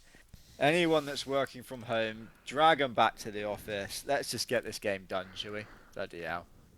This has been going on for too long at this point. It's embarrassing. I'm looking up. Where they're based now. Any guesses, boys? Do we know already? Isn't it Uh, California? Yeah, LA. Because Who I saw thought, that coming, eh? because I Who thought saw they were that coming? Swedish. I thought they were Swedish for some reason. no, that's Image and Yeah, it would have been Form out by who now. do. Swedish are efficient, Pengi. That's the SteamWorld Yeah, team, Pengi. That's why they but do maybe like one 80 of the games. maybe Yeah. one of the heads or something is it Swedish and now lives in California. Maybe that's what I thought. I don't know. One of the most expensive places in the world to be a game developer. And they don't put games out. Yeah. So there you go. Yeah. Yeah. They're doing something, aren't they? Yeah. They need to get that done. Anyway, moving on from that, we have Neighbor Prologue, which is coming on the 19th of February, so very soon. And this is, for everyone's information, DLC to the actual game, Neighbor. Yeah, it 'Cause- clearly says in the trailer Well, I DLC obviously available wasn't February paying 19th. attention. I can see it now, yeah, Pengi. Look, you know, I got excited on Fantasy. I thought this is points. I went on Open Critic. I went, how many points did Neighbor get? Oh, fucking 87? 87? Christ, it wasn't that good, but 87, okay. I thought, well, let's get a big bid in for this one. Coming out on the 19th, guaranteed points. It's definitely coming out. None of this Mina the Hollower crap. And then I realised it was DLC and I was ineligible. But it is only like £2 or something like that, isn't it? £1.50. There you go. I played Neva. I thought it was okay. I thought it was pretty good. I don't know if it was quite as good as people made out to be, but I thought it was pretty good. I don't think it was 87. I thought I've played that and Gris, and I thought Gris was better than. Yeah, I agree. I think of Gris it, is so, better. yeah. I might give it a go if I ever get time. But Yeah, for £2, £2.50. That's not bad, is it? No, I can't remember That's- where I played this. that's less than a cup of coffee. Less than a cup of coffee. So Yeah, that'd be it. You go buy the Pengi. you go buy the DLC on PlayStation and be like, wait, I played this on Xbox, Yeah. or you buy the DLC on Xbox, like, right, I played this on PlayStation. I'm so confused. Absolutely. Yeah. Yeah. But yeah, I did get excited at one point. Yeah. Anyway, moving on after my excitement, we had fuck me, Yano Shinobi Ops. I think that's what this is. Some sort of tactical like you're playing as ninjas, right? Yeah. Sneaking around, killing people. None of us are gonna play this. You're playing as Shinobi. I thought this right. looked really bad. Like, See, I thought this looked, compared to Shadow Tactics, which we'd seen a couple of days earlier at the Nintendo show, which has been out for like 10 years, I thought this looked awful. I thought the graphics Yeah, looked see- bad, the gameplay looks, I thought this looks really bad. Yeah. Am I wrong? Like, I thought it looked really bad. See, this is weird because Did nothing for I me at all. see. I just recently obviously played that Eric's Home game, and it's like I'm now like watching this and like top down stealthy game. I remember Tenchu. I like Tenchu back on the PS1. It does interest me, but it would have to be sort of like a kind of like I don't know £25-ish sort of game. Obviously, it's coming 2027, so who knows in 2027. A standard price of a game might be 90 quid and this is 35 and seems a bargain. I don't know. Just play Shadow Tactics on PC, Pengi. I could do it's that. the same game but better. Yeah. We haven't played this yet. We don't actually know if this is better or worse. Until it's out, we don't actually know. Anyway, from that we had a bizarre moment of the showcase. We get a trailer. There's someone, he's hacking away and stuff. There's enemies flying all over the place, and it zooms in, and it's a big chicken man, boys. Yep. It's a big rooster. I don't know if is it a rooster or is it a chicken? I don't know. Yeah, I think it's a rooster. It's a big rooster, and he's running around, and he's hitting stuff, and it kind of turns out it's a muso. It's called Project Windless. This looked absolutely mental. It Yeah, looked like it was running at a solid 7 as well. But other than that, it looked mental and somewhat brilliant. Is this from Crafton as well, I think? Yeah, it's because you look at this, you're like, oh, this is coming from China or something. No, it's Yeah. crafted in Montreal. Oh God. Yeah. So Yeah. This looked. I mean, this looked crazy, and if they can sort that frame rate out, it could actually be something. I feel, but yeah. I kind of like what I saw of it. I'll be honest with you. Dave, did you like Project Witness? I'm not allowed to be that negative, right? You Just can say what you think, it Dave. Just just don't bicker. it just looked like generic black Myth Wukong slop to me. It didn't look any This different is a to. Wushu though, Dave. It's based on with a judge it's based on Korean based on the book. books Yeah, instead of Chinese okay. books. To me, The bird that drinks tears. this did less than nothing for me, Krogo. A big chicken, man, Dave. Yeah, but it's gonna play. It's gonna play like a bloody Souls game and run at 3 frames a second. Like I'm good. I'm good. It put a smile on my face when it revealed the big chicken, man. If nothing else, this game will live Yeah. on. Have that memory for me. They can't take that away from me, right? But yeah. What about you, Pengi? Do you like the big chicken? Yeah, Man? I like the look of this, the silliness of it, and like it's different. It's a Musou game where it's like Dave said, it's like a Korean novel instead of the Romance of the Three Kingdoms, which you normally get. So it's a different take on that genre most thing. So yeah, and maybe you can play I with can't one wait of for the this to other be the most races. serious thing ever as well. We're saying how silly it is. Like I guarantee it's gonna be so fucking Yeah. down the middle and serious. But yeah. That was that. That was Project Windus, guys. We look forward to seeing that again in 2072 when they've managed to get an extra 5 frames per second out of it, right? Anyway, moving on to Galactic Racer, boys. This was announced at the Keeleys, right? Yeah. I want to say. Yeah. But we've got a proper good look at it this time. Gameplay trailer and a story trailer. I thought this looked awesome. I thought this looked really good. I looked better than even I was expecting. To be honest with you, the background, the environments looked great. The actual racing looked good fun. They were blowing up and exploding all over the place. So there was actually some sort of story going on as well, right? Yeah, I feel like this could have legs. This could have legs. Dave, you love a racing game. I do. And maybe Star Wars before they killed it, those rat bastards. They Did did. you like the look of this? Yeah, I think this is up there with Control Resonant for game of the show for me. Looked absolutely incredible. Looks like everything we want. You can see the Burnout DLC DNA in this of the way they were doing takedowns and stuff. Graphically looks great. We had Ben Quadranaro at the end. Nice nod to the Phantom Menace, which is always really exciting to me as a massive nerd. And yeah, I thought this game looks very promising and borderline incredible, Krogo. So it's probably the only day one I'm absolutely buying games so far on this state of play for me. And hopefully it does come this year. Yeah, so they're still saying 2026, and there's no date as of yet. What about you, Pengi? Do you like look of a bit of I'm Galactic excited. Racer? Yeah, I obviously like episode one racer on the Dreamcast and stuff back in the day, but like obviously that's quite a few years ago now, and Burnout we haven't had one then for years either.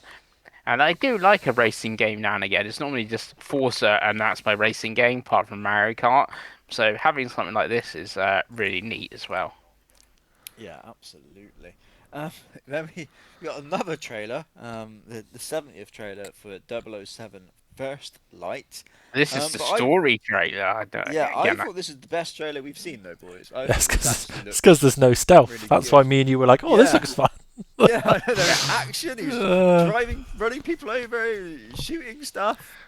None of this bloody sneaking in bushes and whatever else it is, setting fire to dustbins and sneaking past guards. Bollocks to that. I want to shoot you, bang, bang, right, Dave? Absolutely. Kill them all. Absolutely. If there's NPCs on the screen, I want to be able to kill them.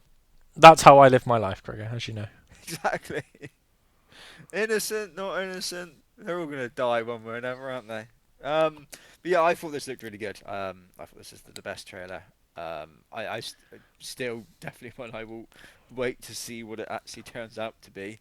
how Hitman-y it Turns out to be is. good because I'm pretty sure you got on fantasy correct. Yeah, yeah. Well, I think it's going to get me 10 points at least. It's whether I want to play it. You know what I mean? Yeah. It depends if the scales of like is it as like an Uncharted sort of thing or like Hitman, like where those scales land. I guess is we'll see. But yeah, I thought it looked pretty good.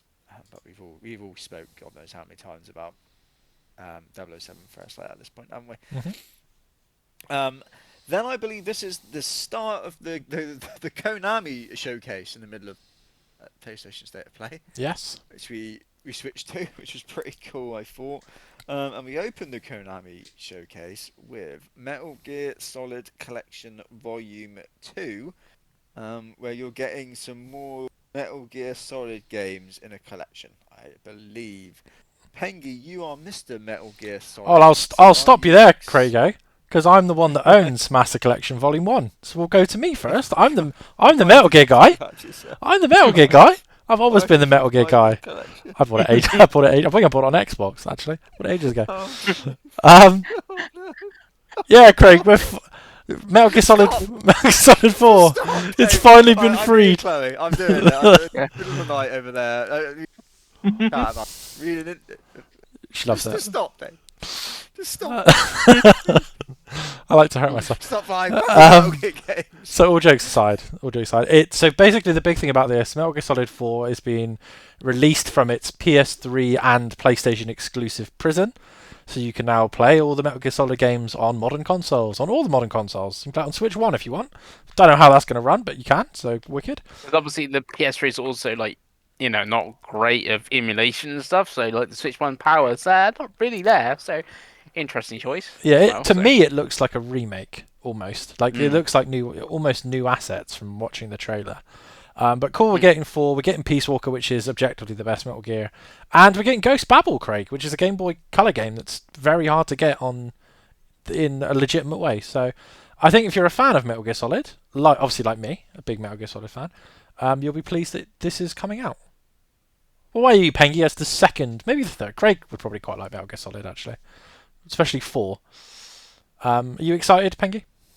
Yeah, it's a really weird one, because I never played Volume 1, Collection Massification Volume 1. Because you're not a real fan? No, because I've played those games like loads of times as well, and it's like...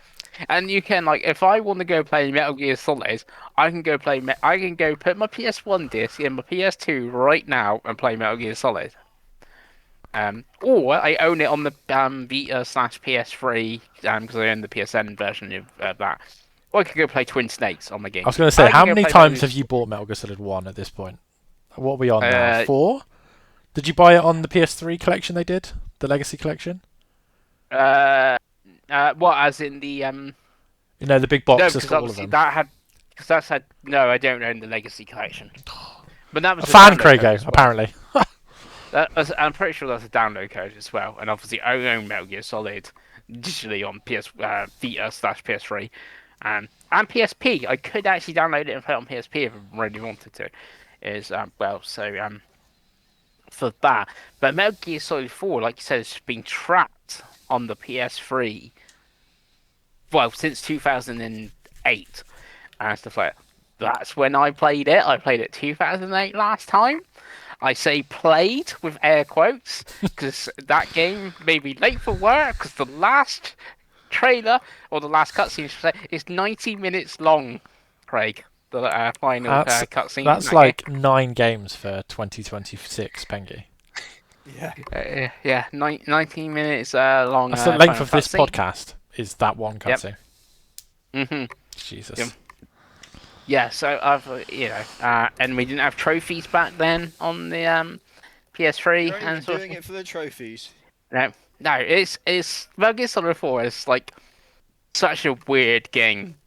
It is like peak Kojima as the thing because it's Are we saying weird for bad? Is that what we're saying? It's a bad game? No, because if you compare it to like Snake Eater, which Dave has played. Snake Eater has not got that many cutscenes, even though Dave will disagree. That's got like the most gameplay until you get to like Phantom Pain, and like Metal Gear Solid 4 is just like cutscene after cutscene, not much like gameplay. That obviously got your boss fights against the beauties, um, and all that sort of fuss. But it is like wraps up and it's like like crazy Kojima cutscenes, and how they're gonna do some of them in this game is interesting as well. Because on the PS3 back in the day, like obviously on Metal Gear Solid 1, you had to change the disc. There's like a whole bit with Voltacom. It's like you don't need to change the disc, Snake, because this is on a PS3 and you're using the Blu-ray. Like, how they're going to do that? If they're just going to say, keep it in or something, or they're going to like rewrite it. That's like an Apple iPod as well. Is that going to be cut and they're going to replace it with a generic thing because the license and all that good stuff. And then moving on from Metal Gear Solid onto Metal Gear Octopus Solid. Metal Gear Solid. Then we had Darwin Paradox, which was meant to come out last year, right? But it got delayed, which I think screwed Dave on Fantasy a It little did. I bit. think it probably Um, cost me the win. yeah, those rat bastards at Konami, right? Was shown again. I believe there was a date put out. Yeah. Was it August? Yeah. It doesn't say it here, but Let's I go thought with it was that. August. And there was also a demo announced. Dave, I think you've given the demo a go. Did you like it? I have Krieger. So it's a very strange demo. Because it just kind of throws you right in the middle of it. It throws you into a Metal Gear Solid 1 like Easter egg almost. It is kind of cool, I'll be honest with you. The music was really good. So it is a side scrolling action stealth platformer kind of. It's kind of like the Oddworld games or like Limbo really. But you have a bit more, you can do more, you can jump and you can attack and stuff. But it's got like a zany destroy all humans like art style and setting of like aliens have invaded and they're pretending to be humans and stuff, um, which is quite cool. Like obviously I'm not a great lover of stealth games, Craig, as you know, but it does the thing that all great 2D games like this do, and if you die, it respawns you like straight away. Um, and yeah, I really enjoyed it. Actually, I played the whole demo. It's got like lots of puzzles and stuff, and it was really really fun.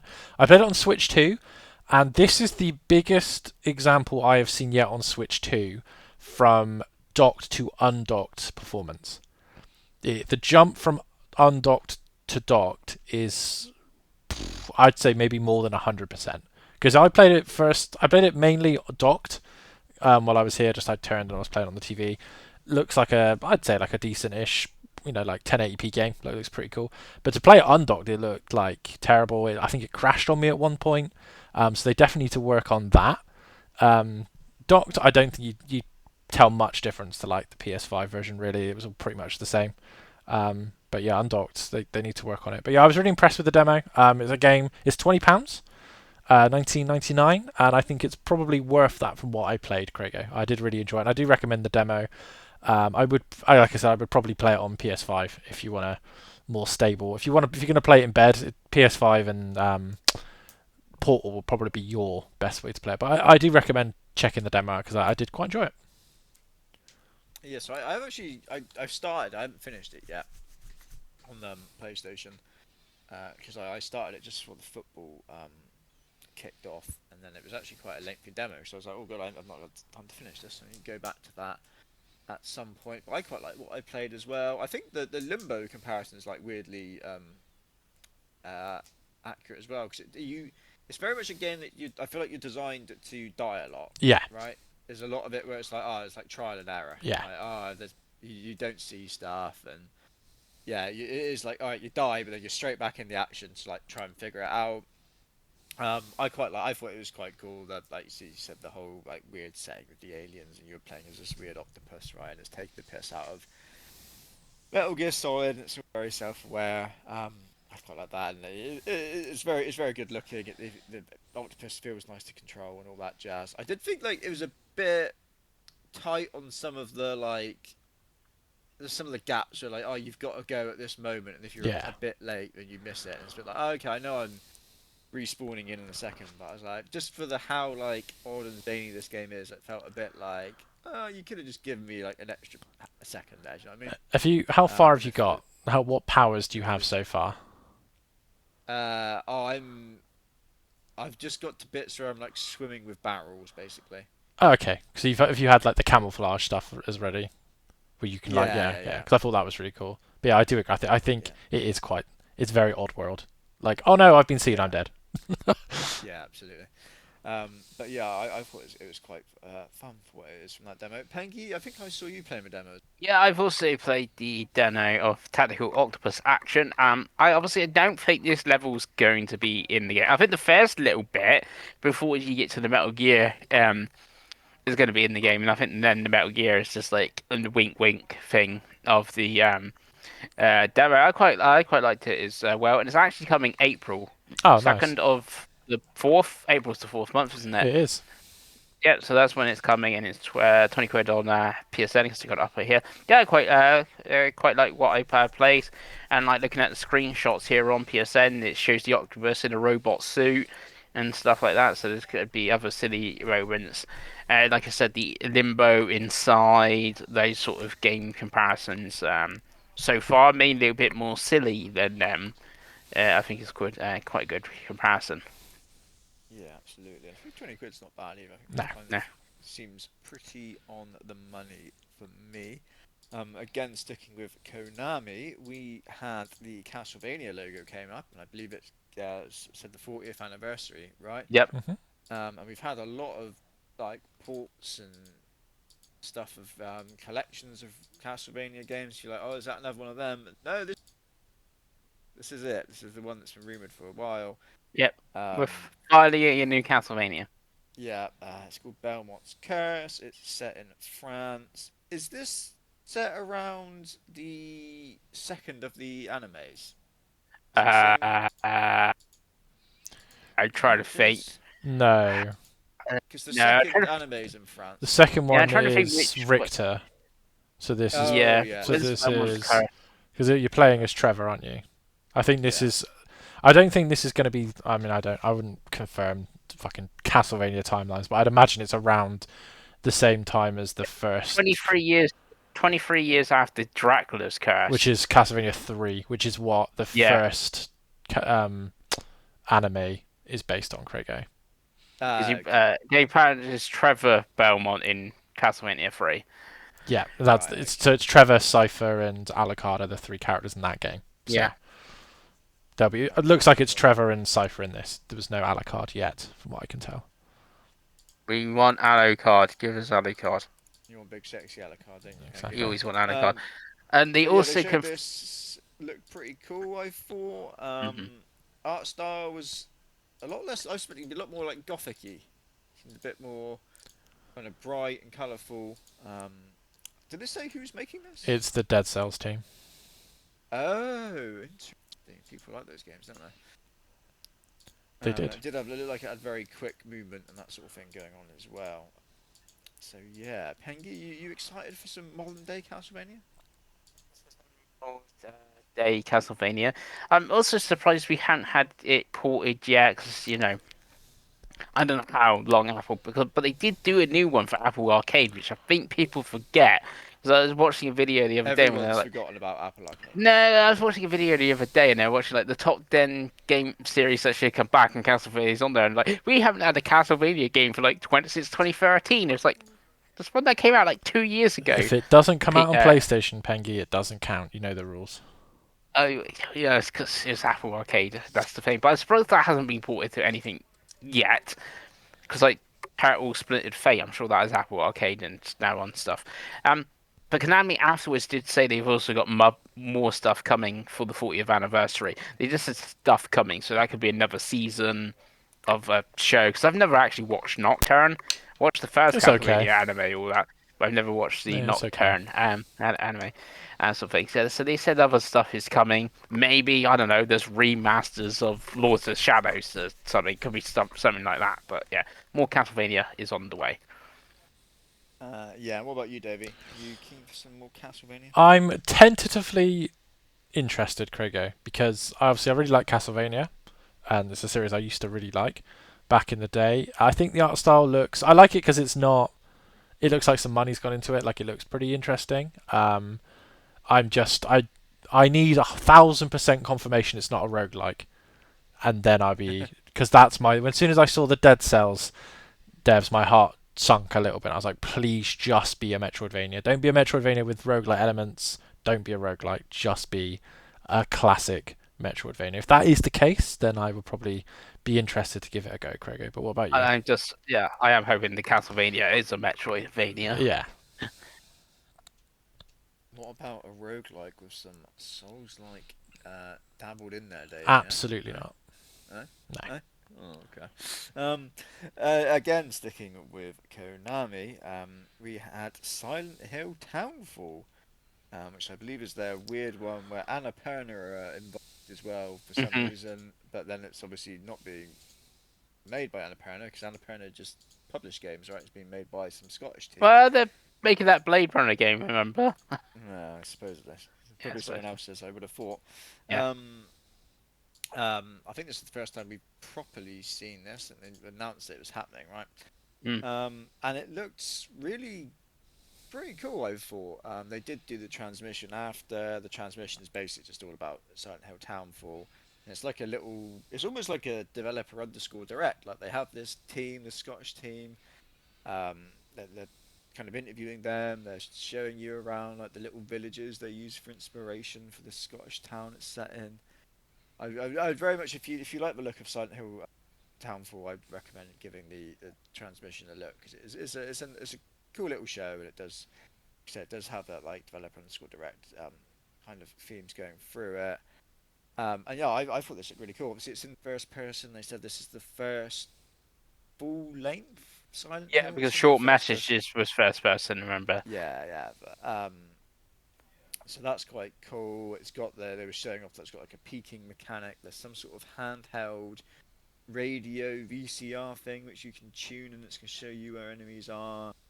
They talked about how it's going to have the classic Silent Hill thing where you can sneak past enemies or you can fight them. It's up to you.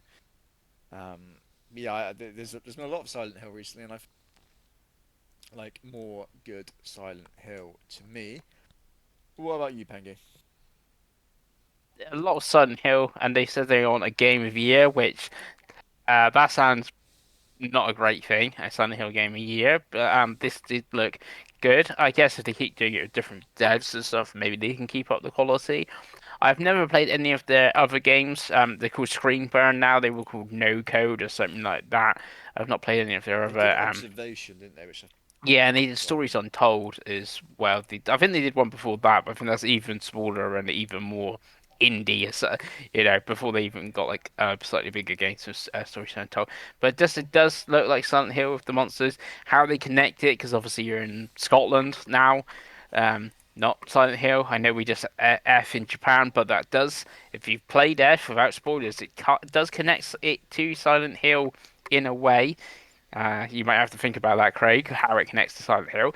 But there has that one. So yeah, definitely one I interest. And also with the transmission, I'm surprised we didn't see anything else because I've watched the Silent Hill transmission before, and they know like here's a new figure of Harry Mason or something. It's 200 quid. Please go buy it. Here's the trailer for the film, and the film is out. Apparently, it's very bad, but the film is out. So, but yeah, they just stuck to Townfall. And weird with the film, the girl that voices Laura in Silent Hill 2 Remake is playing Laura in the Silent Hill film that just come out, and apparently the director had no idea that she was in the game, as he just cast her. So yeah, weird. and that is 2026 as well. So Mhm. Konami's all these games do come out in 2026. They have a lot of games coming out this year. Yeah. Big comeback for Konami. They really are going all in now, kind of a bit, aren't they? After kind of giving up on gaming for quite a while, it sounded like. And then the last bit of Konami, JRPG thing called Rev Noir. It's quite a strange name. Like some sort of action anime RPG thing. I didn't bother going to with Dave of Silent Hill because I knew you couldn't have cared less. But an action anime JRPG, Dave. Yeah, this looked interesting because obviously it's a new IP, which Yeah.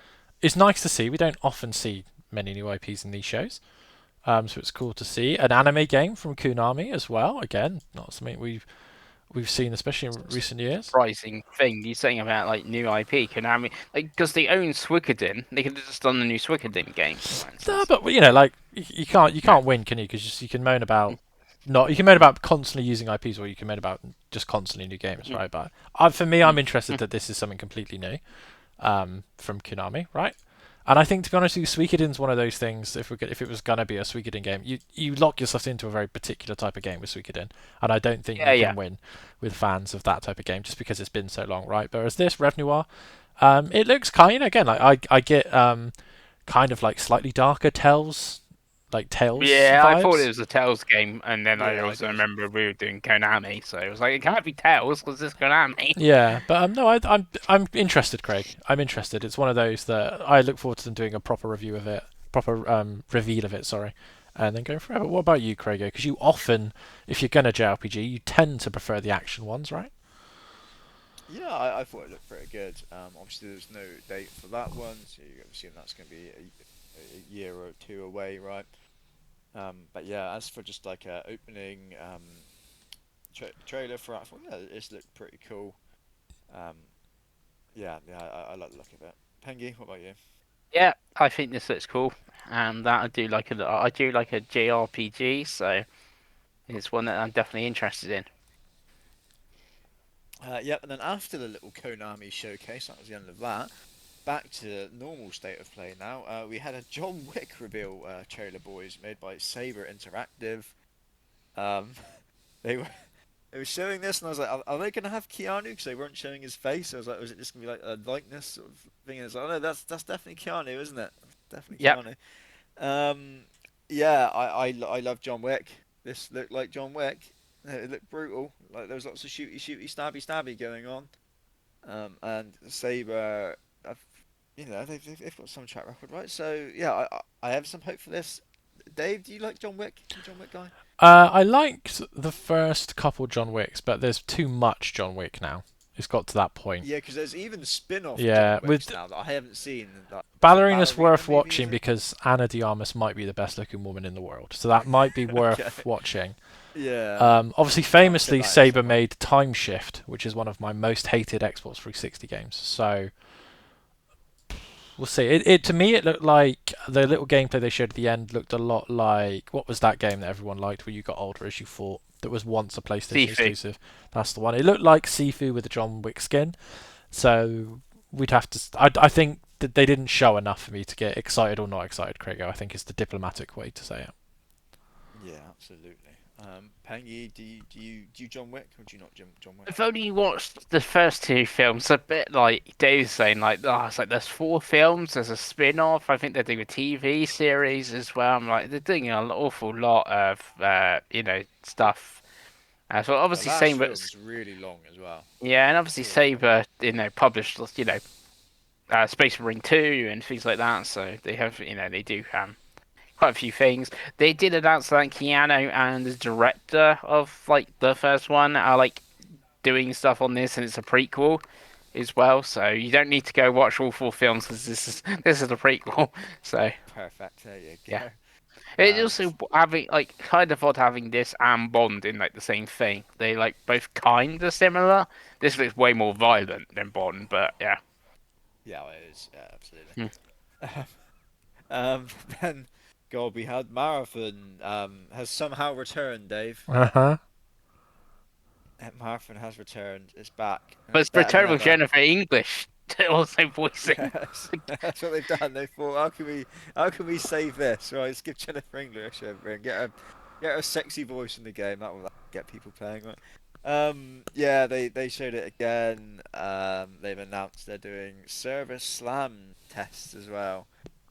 Oh, they Between the just did that. 26th That's of what art rate is called. February. There's the server slam before Oh God. before that kit went live properly. The Yeah, last one. Pengi. If any of us are gonna give this a go, it's gonna be you. Are you gonna bother? Yeah, I'm gonna try the server slam if I'm free between the 26th and the second. This marathon's such a weird one because it looked like the art style in that's always looked cool and like the first trailer and it's like, oh, marathon's back. I remember marathon.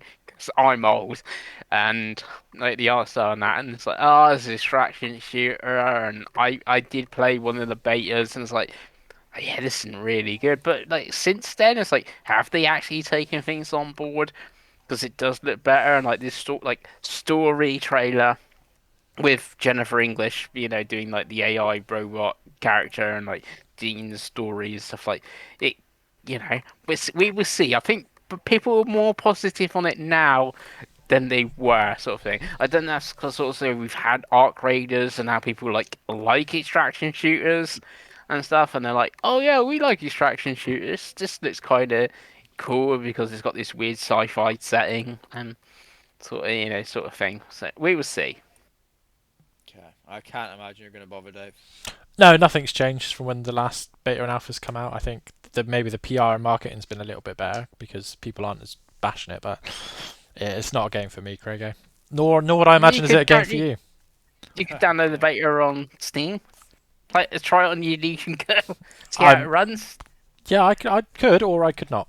I think. Well, I imagine the content, Dave.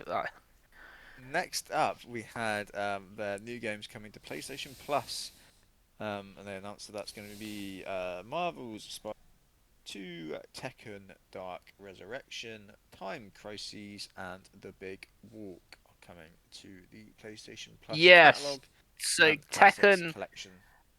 So Big War's actually in the lowest tier as well. So it's going to be in one of the monthly lowest tier things, and that's from House that did Untitled Goose Game, and this looks very streamer thing, and it's one of those games like proximity chat, but don't actually think it has proximity chat. I think you got like in the trailer, like you have to hold up like drawings. I fell down a hole, and then like the other person's got to like go do it, sort of thing. And Tekken isn't like soon, and neither is Time Crisis. We've got the February games for Plus, Extra, and Premium. So Extra is Spider-Man 2, which is shown here. Test Drive Unlimited Solar Crown never is in Plus, which is quite handy with the £2.50 DLC as well. To get it in Plus. Season and Letters to the Future. Monster Hunter Stories. Monster Hunter Stories 2. I guess handy with Stories 3. Vember. Echoes of the End, which I played last year and actually really liked. And Rugby 25, which again makes sense because the Six Nations is on. Now, the premium game is Wally. This one premium game, Wally, is like, yeah, that's why he didn't show Wally in this trailer. That's why he showed Tekken, because, I don't think that would have gone down too well. Anything, either if you're going to play there, I can see you maybe a Test Drive Unlimited Solar Crown. Dave, I think it's better now than it was at launch. Yeah, I don't have Plus, so absolutely not. And this won't make me Yeah, pay for Plus. Okay. What about you, Craig? Any of them games for you? Monster Hunter Story, start with the first one. Echoes at the End. Yeah. I think you would really like Echoes at the End. Yeah, I think there's a first one. It'd be Spider-Man 2, isn't it? But obviously I played that, so yeah, I don't think so for me. Then we did have. I will say one thing, Craig. Sorry, because I have to get this in. The thing that summed up this section, when PlayStation Blog posted about this, the first 20 minutes, they accidentally posted Big Walk as Big Wank. And that, for me, sums up that little section there. If you want to play Big Wars, is going to be like a huge game on Twitch. That's like it. If we could do Fantasy Chronic Twitch version of how many people were streaming the game, it'd be one that you definitely would want to take. Not for me is the diplomatic answer, I think, Craig. Yeah. Yeah.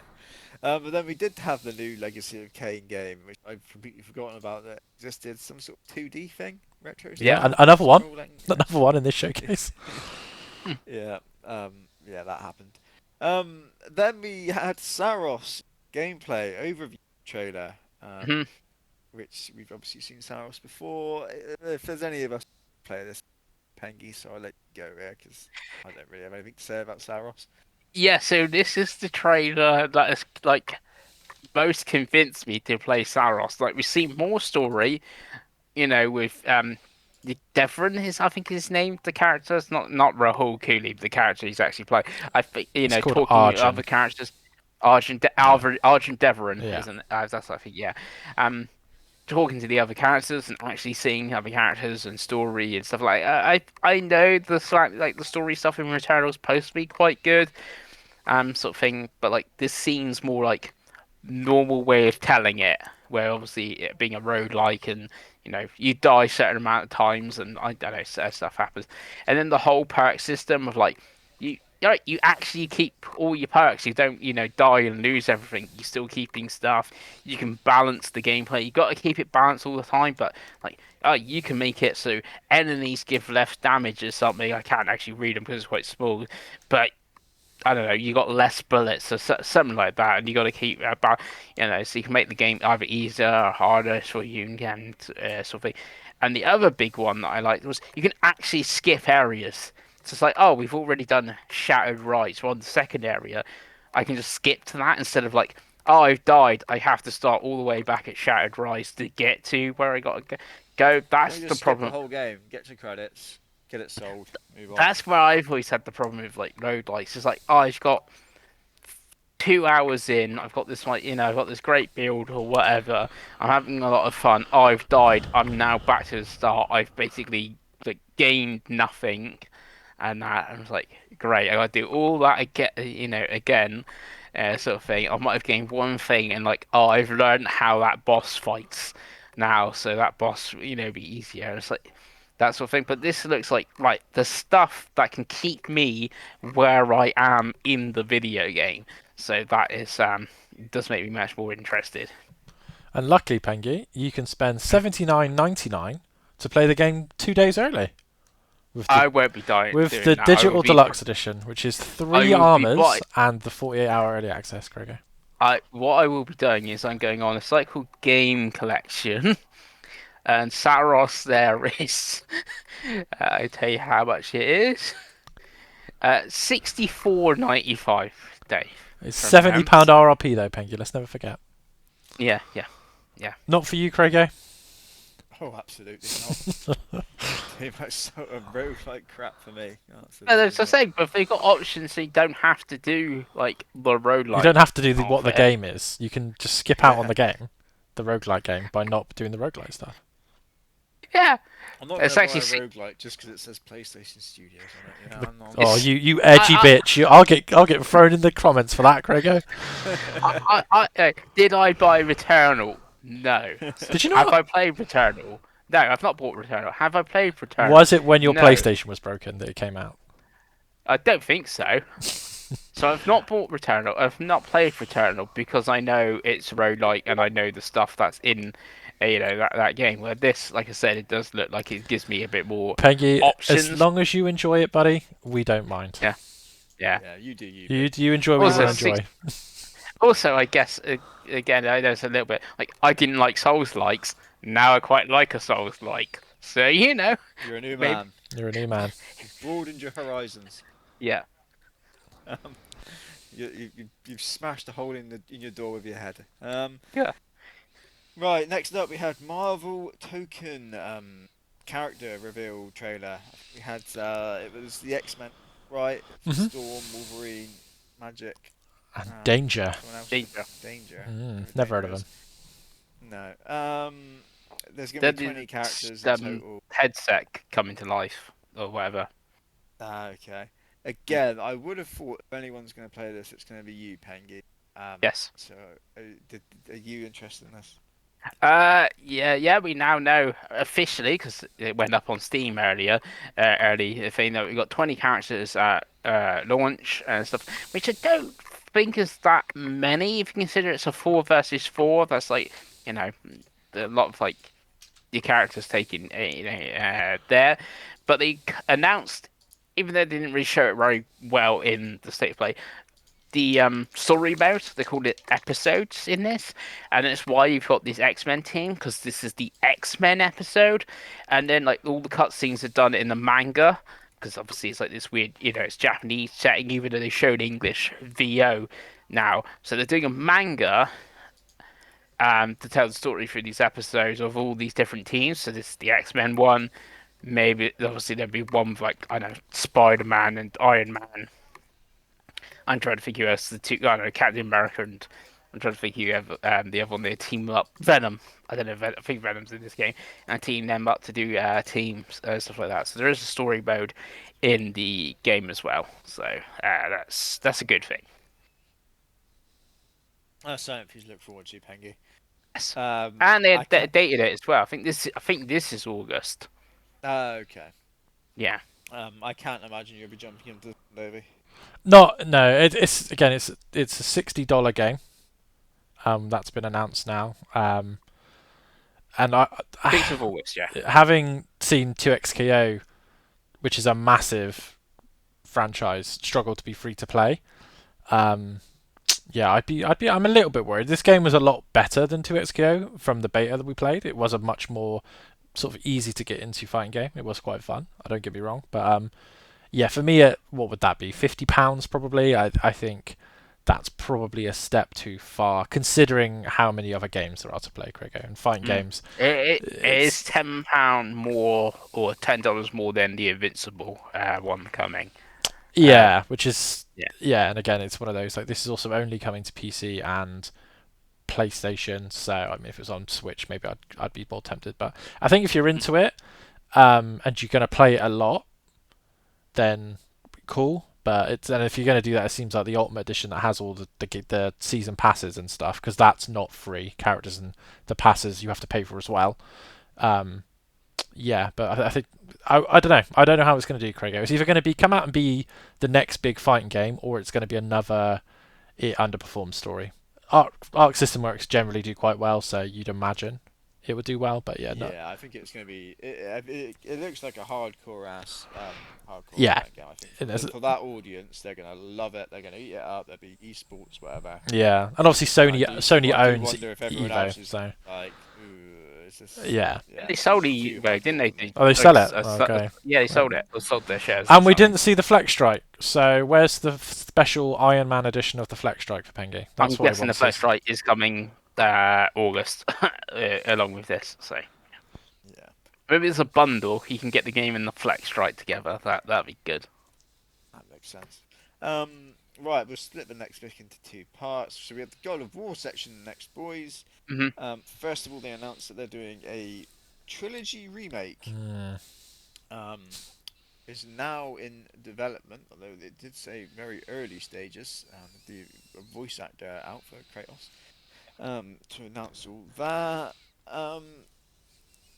Do we think this is going to be all three games together in a bundle remade, or?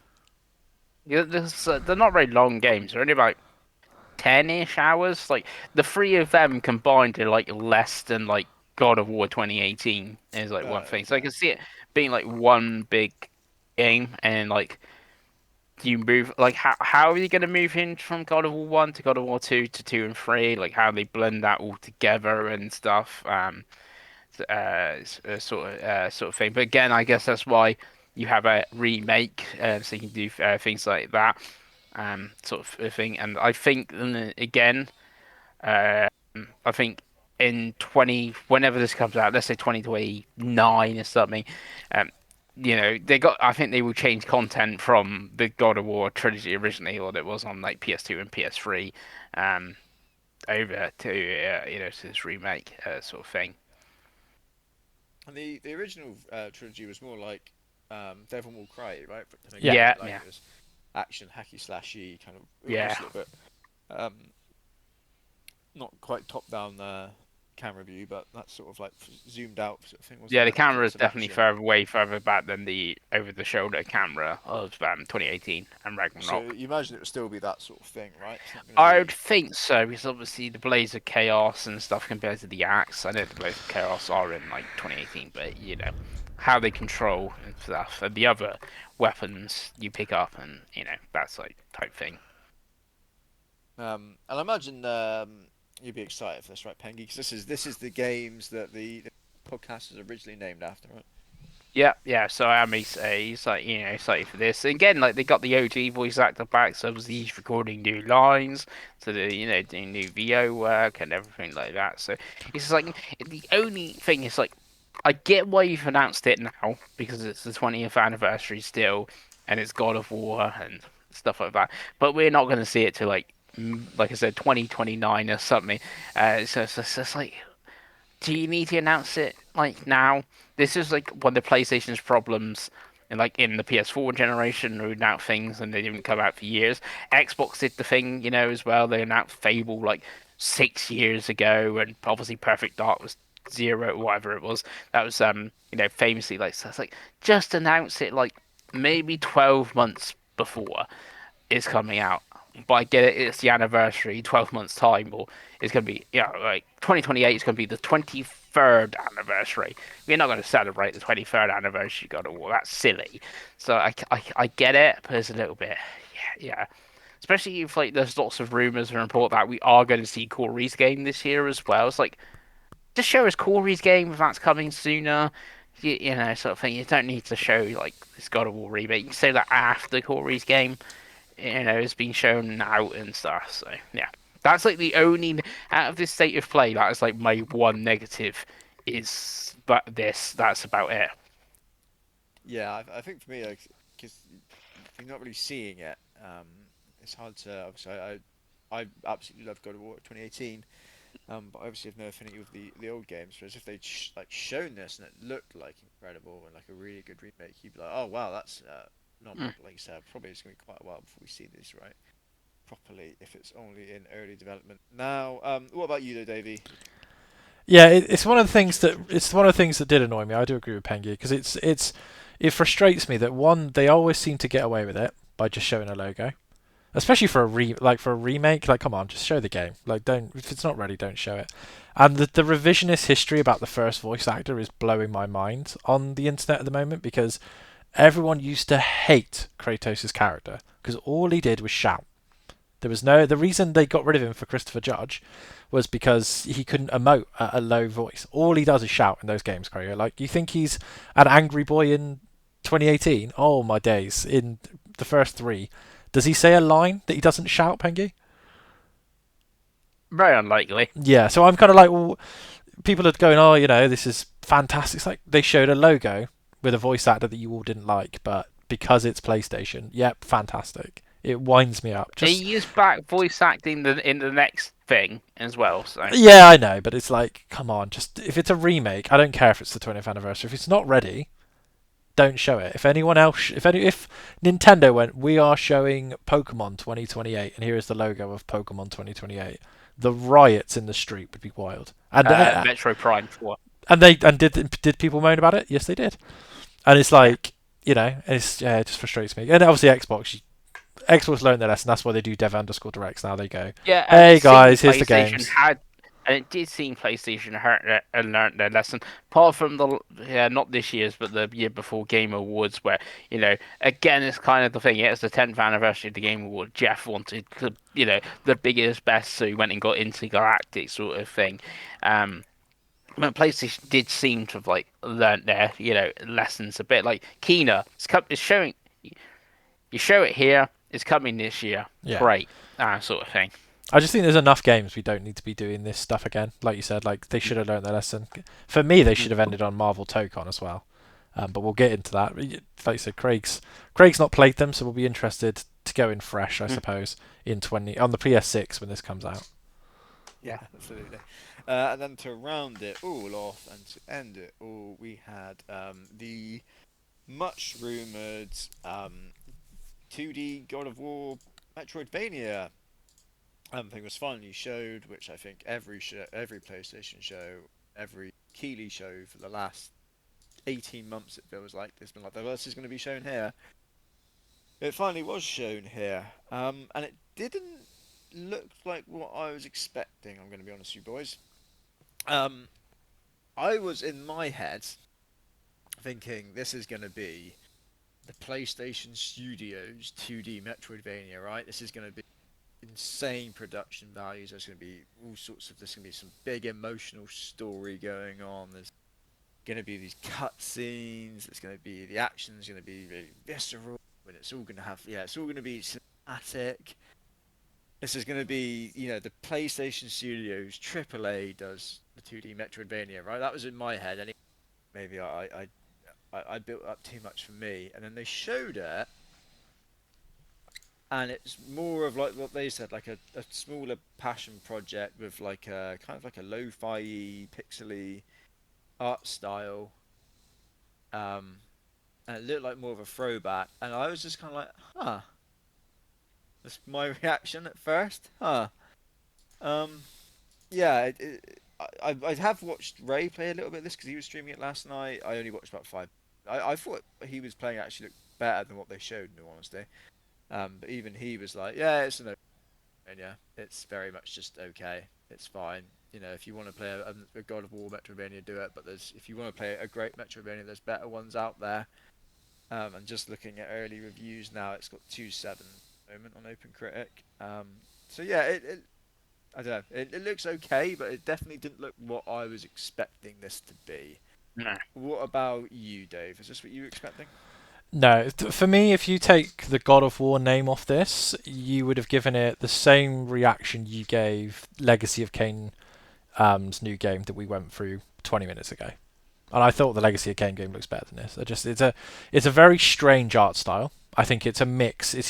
For me, it either has to go full 16-bit, right, like kind of like the Legacy of Kain, or go full sort of art, like more modern art style, like kind of like Castlevania, or like you said, like what's the Ubisoft game that you liked, Prince of Persia, something like Yeah. That's that, what right? I was expecting. Yeah, I I was think. expecting this. I thought when they said a Metroidvania is coming, alright, I was expecting Tales of Kazara Zao or Prince of Persia Lost Crown, or even if you watch this state of play, Castlevania, I was like, oh, it's gonna look like that. It's gonna be, 2D, Metroidvania. It's gonna look pretty good and stuff like that. They have 3D models of Kratos and, but well, they said 2.5D again. Why I was also thinking Prince of Persia and stuff. Well, this is straight up 2D.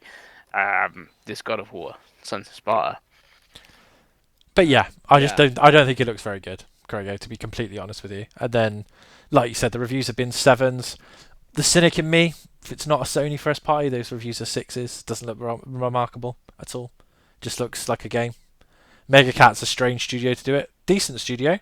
They do a lot of weird games for the Evercade, which is kind of what they're known for, right? That kind of level. So it's very strange to me. But what did you think, Craig? Because obviously you've got a little bit less, slightly less affinity to God of War than me and Pengi. Yeah, like I said, it wasn't what I was expecting. Yeah. But what I watched of Ray, it looked better than what they've shown here, weirdly. So yeah, it's one which I might give a go at some point. See more reviews kind of come out and see what people think of it. It's just priced at about £25, right, as well. So yeah, it's very much like, oh, it's not what I was expecting, but it's also it didn't look terrible to me. What about you, Pengi? Like, God of War fan. I've like played them all and stuff like that. I'm like, okay, it's like Dave said, it's okay, like a 6 or 7, sort of game.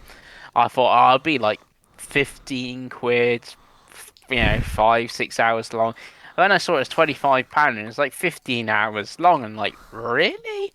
I was like, that seems tad too long as well. Like we were talking about Pragmata earlier, and we want that to be like 10 hours long, and that's like big shiny 4K with ray tracing and pretty looking at and stuff like that. And it's like, yeah, I don't think this. So I've wish listed it on my, PSN. It's like, oh, guys, on sale, and it's like I said, 15 quid or something. Then I would most probably pick it up. Just it's a God of War game and trophies and all that good stuff like that. But I'm not rushing out to buy it for 25 quid. Yeah, Oh, I get that. I will say as well, I've got some quotes from David Jaffe, the creator of God of War, who said, and I quote, "This looks like total crap. I can't believe it was greenlit. This is not God of War, and this is some generic fucking kid." So that's the seal of approval from the creator of God of War, David Jaffe. Oh yeah, but Jaffe lost it years ago. Okay. That was the show, boys. Um, Pengi, what do you think of the overall show? Yeah, I thought it was good overall. There's a lot I want to play in this show. Like it's like 20 odd games out of like the 30 odd that they showed. So yeah, a huge amount I do want to play. I was saying games like Never Prologue is DLC, and obviously Ghost of Yotai Legends is DLC of that. But it's still something I want to go play. So yeah, I was very happy with this. I think it's the best state of play we had. The state of the pacing and stuff like that. Like closing a little bit dodgy with the God of War stuff, but like breaking it up of the Silent Hill, not Silent Hill, the Konami stuff in the middle, and then going back and like yeah, the talking faces coming, a few times, but not all the time. Yeah, I thought it was really well paced and stuff like that. I did joke in our chat I would give it 5 stars, but I don't actually, I think it's that there is a few issues in here. But I'm going to go for like 4.25. Okay, and what about you, Davey? Yeah, it was okay. I think there's a couple of things I'd be interested in. A lot that I wouldn't be interested in, to be honest, Craigo. I thought the third party stuff was good. I think if this was a third party direct style thing, I'd be like, oh, it wasn't too bad, kind of same as Nintendo. But because it's supposed to be first party, there wasn't a whole lot new or interesting. So I think for me, for the Konami section, probably on its own, probably a 3 out of 5. Craigo, it's probably about as much as I'd be willing to give it. What about you? Yeah, I really liked it. I thought it was a really fun show. I kind of high expectations when you said it was like an hour long. I think it actually ended up being a bit long. I think it was Um, 75 minutes in the end. yeah, and I feel like it kind of hit that. In all honesty, I do think it kind of petered out at the end. Although some of that is just for me, because obviously I don't care about Saros, like I've said, because it's a roguelike. I don't care about the fighting game because I don't like fighting games. So there's a bit of it like this doesn't speak to me so much. And like we said, the God of War stuff was a little bit underwhelming, felt, but like it's such a strong start with Kana, and then Control looked fantastic. Then that whole little Konami bit was just yeah, I love that. The great little touch just to have like a Konami direct in the middle of the state of play. And a lot of what they shown there looked very good as well. So yeah, I had a really good time with it. I've fun. Um, I would probably go like a 4.5 or something like that. I reckon. Nice. Nice. Perfect. Well, let's move on, Craig, as we get to the end of the podcast with what we've been buying and playing. Pengi, what have you been buying and playing? Right, so we talked about Keno and Darwin from the state of play, sort of thing. Two things I've bought that I've not played. So I traded in my Dollhouse game. I remember I played and finished and platinum that, and I picked up Atomfall, which I thought Craig had played, but I can't see any trophies or achievements for this game, so I must have been wrong with that. So I picked Atomfall up on PS5. For, Oh yeah, this is the Fallout like one, isn't it? No, I didn't play Yeah, this it's like British Fallout, and we obviously Fallout had just finished on Amazon, so I kind of fancy playing Fallout that isn't a modern like Fallout just Fallout 76, I guess. So I picked that up, and I also picked up for me and Craig to play at some point Reanimal on the PS5. So Craig, he obviously used the game play pass thing, but obviously you want trophies or something to pick up yourself. And then played talking about me and Craig. We played and actually finished Lego Voyages. We didn't actually have that much to go. Didn't take us long to finish it. And then we did actually platinum as well when we looked at the trophy. I think we played it for like an hour and a half, 2 hours or something. And obviously, for a lot of that, was like, look, I was looking up, we're missing this trophy, right? It's chapter so and so. Oh, it's the one with the boat. We got to figure it. We got to control that damn boat Oh, again. us driving the boat, Dave, is one of the most painful experiences ever. Oh, I can imagine. Pengi doesn't like It was boats, actually famously. better just one of us trying to do it on our own. Oh Yeah. dear. Us trying to But we weren't as cooperate bad getting with the the boat. car because we figured No, we the were. car we could do. The boat was Yeah, just a step too far for us. Wasn't yeah, the boat. Yeah, and the spaceship. We did struggle with the spaceship a bit, didn't we? That little it? Yeah. spaceship trying to. Yeah, so we played and finished that in platinum, which is actually again is quite a rare platinum. Like a bit like Split Fiction, I guess, because it's co-op. Cause I'm pretty sure Tree Smash played this with his daughter, so I guess they've not gone and bothered to like go back and platinum it sort of thing. So sort of that. Sticking to PlayStation, so you did mention it briefly, Dave. I've played some more 2XKO. I did get to whatever level you need to play ranked. I've played some ranked, so I've got the trophy for that. I quite like it. It's still got the screen tearing issue on console. I don't know why they've not fixed that yet from a patch. sort of thing. But yeah, I like it. I think it's quite fun. Sort of thing. Like we need to get that 10 lobby achievement, Davey, We do. sort of thing. So sort of that. And then I did mention it. We're talking about demos and stuff. So Neo 3, obviously played the demo. I think I might have played some of it last week, or at least started it. I don't know. I'm about halfway through Neo 3. I'm like level 67 and something.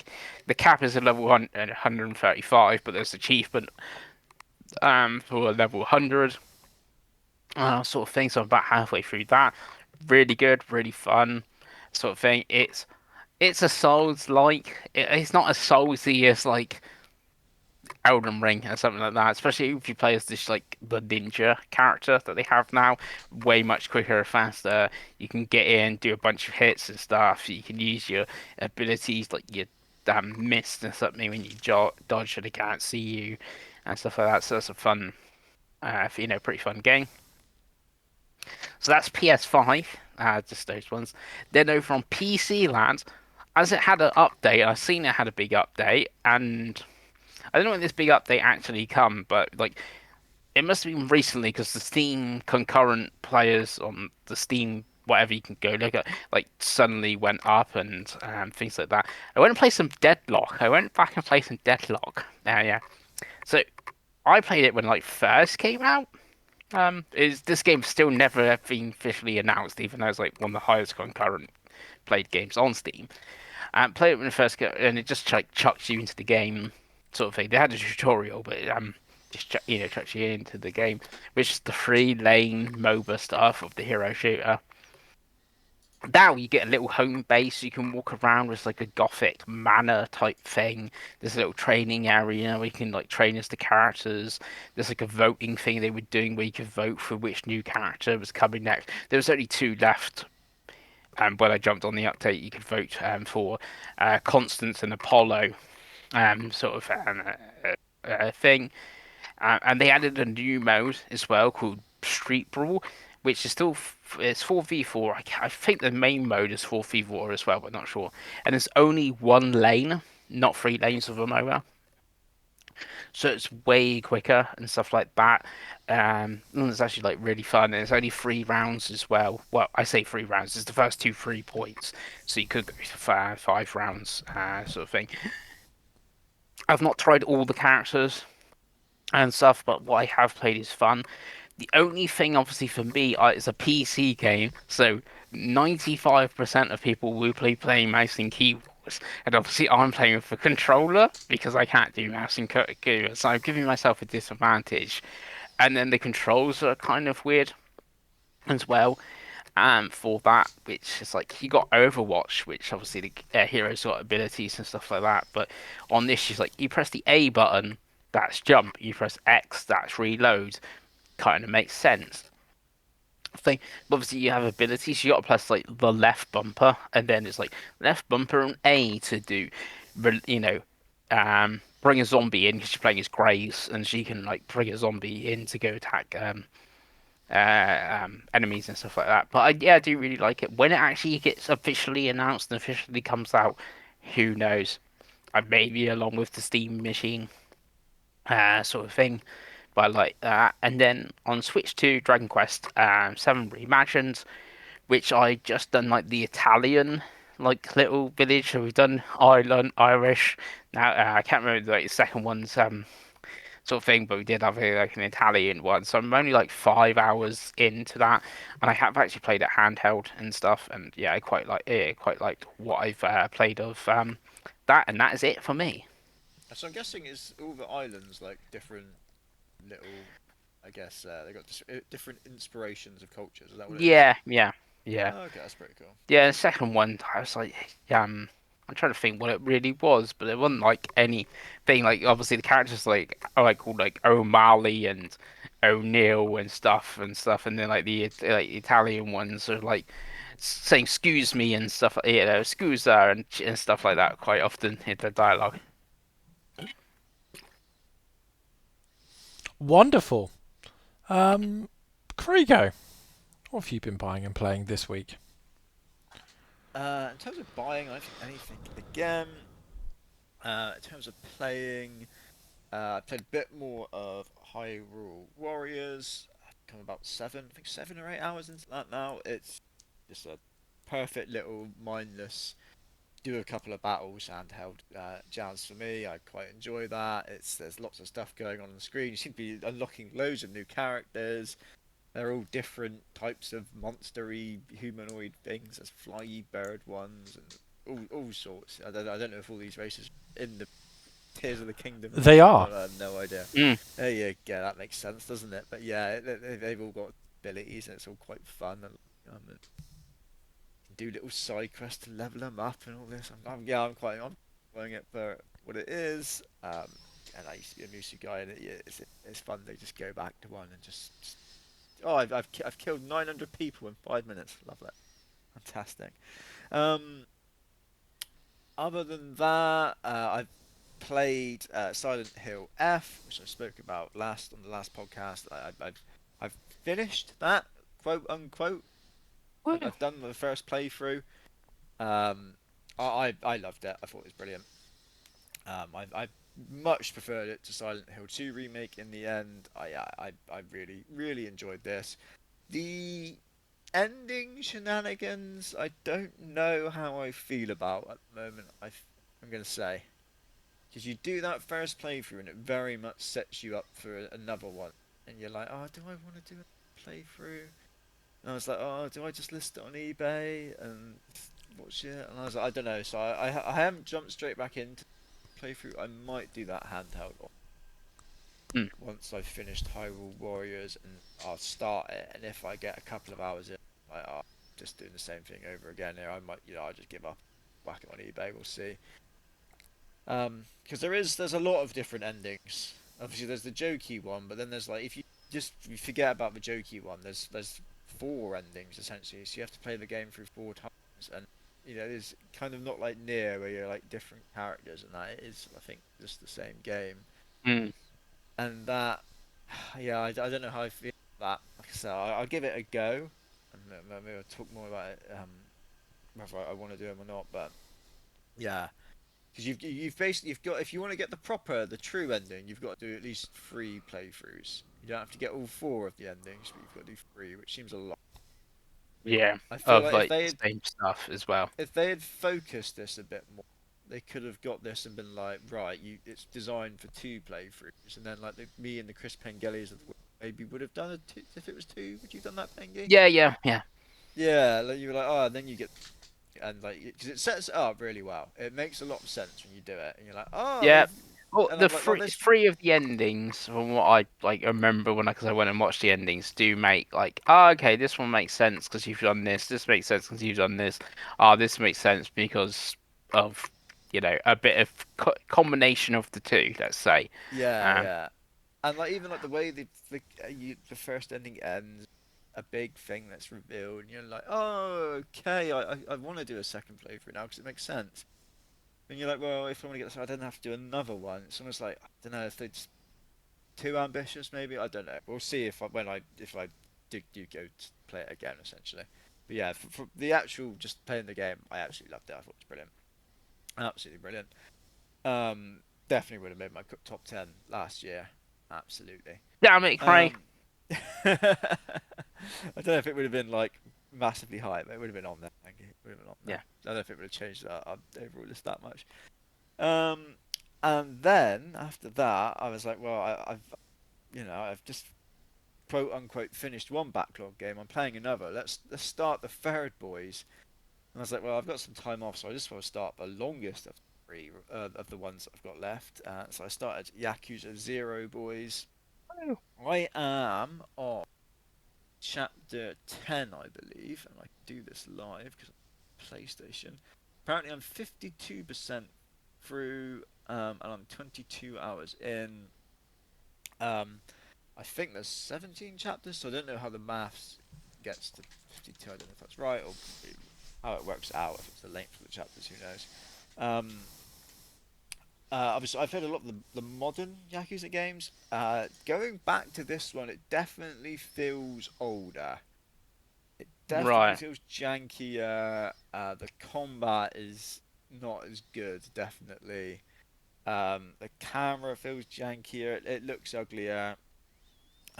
Yeah, you can tell this is 2015. Yeah, I This think came so. out. Which because the first Yakuza game I played was Judgment, which I think I looked and was 2018. You're like, oh, you can tell they really stepped up a lot of production in those 3 years. Um, so I think it might be. I'll be interested when Pengi plays this because yeah, as someone who's obviously got a lot of like affiliation with Yakuza now, I'd probably give it a lot more slack because I'm like, oh well, I'm like, I love Yakuza anyway. I can get around a lot of the jank and forgive it for that. I'm going to be very curious what Chris Mingeli thinks of this because it is, yeah, it's slow at the start and yeah, very curious what you think, Pengi. Right. Um, Okay. but I am actually quite enjoying it. Like I said, it does start very slowly, very very slowly because it's got two protagonists and it's trying to then set both of them up separately. So you're kind of like slow for both of them at the beginning. But once the story gets going, the story is very good. Might be one of the better like Yakuza stories that I've played so far. Um, uh, and like I said, I I'm enjoying it. I'm enjoying like how like it goes backwards and forwards. You do like two chapters with one character. I think you kind of go back. So I think eventually you can flick between them. And like I said, the story is very, very good. But yeah, it definitely does feel janky compared to the moderns. But yeah, I think about 7 chapters left to go. And then there'll be another backlog game done, boys. What about you, Davey? What have you been buying, playing? So in terms of buying, Craig, we'll start with the weirdest game I bought this week. I bought a copy of Right. Monster Hunter Portable 3 HD for the Oh, I PS3. thought you were going to say Metal Gear Solid No, and no, no, don't Daybreak. worry. I was like, I Jesus already own all of Christ. those, Craig, so I don't need to. I thought But it was going. yeah. So I was halfway out. this is a PSP like remaster that came onto the PS3. It's in Japanese. It's a Japanese import. It costs £3. I saw it. Nice. I was like, it's cool for a shelf, isn't it? But yeah, so that's the weirdest thing. And then I bought two Switch 2 games. I'll start with the one I haven't played. So I did pick up Yakuza Kiwami 2. It was £12 on eBay. Nice. So I was like, I want to play. I played the first one on Switch, so I kind of want to play the series going forward on Switch, just because for buttons and all that kind of stuff, right? So and I do want to pick up Kiwami 3 later in the year. So I picked up Kiwami 2, which is the physical. So I will get to that. And then the other game I bought obviously is Mario Tennis Fever, which I have played a few hours of. It's a really fun Mario sports party game. I'm enjoying the single player stuff at the moment. There's a challenge mode, there's a score attack mode, there's lots of special modes, and there's a little adventure mode as well. So I'm enjoying what I've played of it. I got railed online, obviously, because people are already good at it. But yeah, it's fun. It's a Mario sports game. I'll play it for years to Good. come. So I will try and get good, Pengi.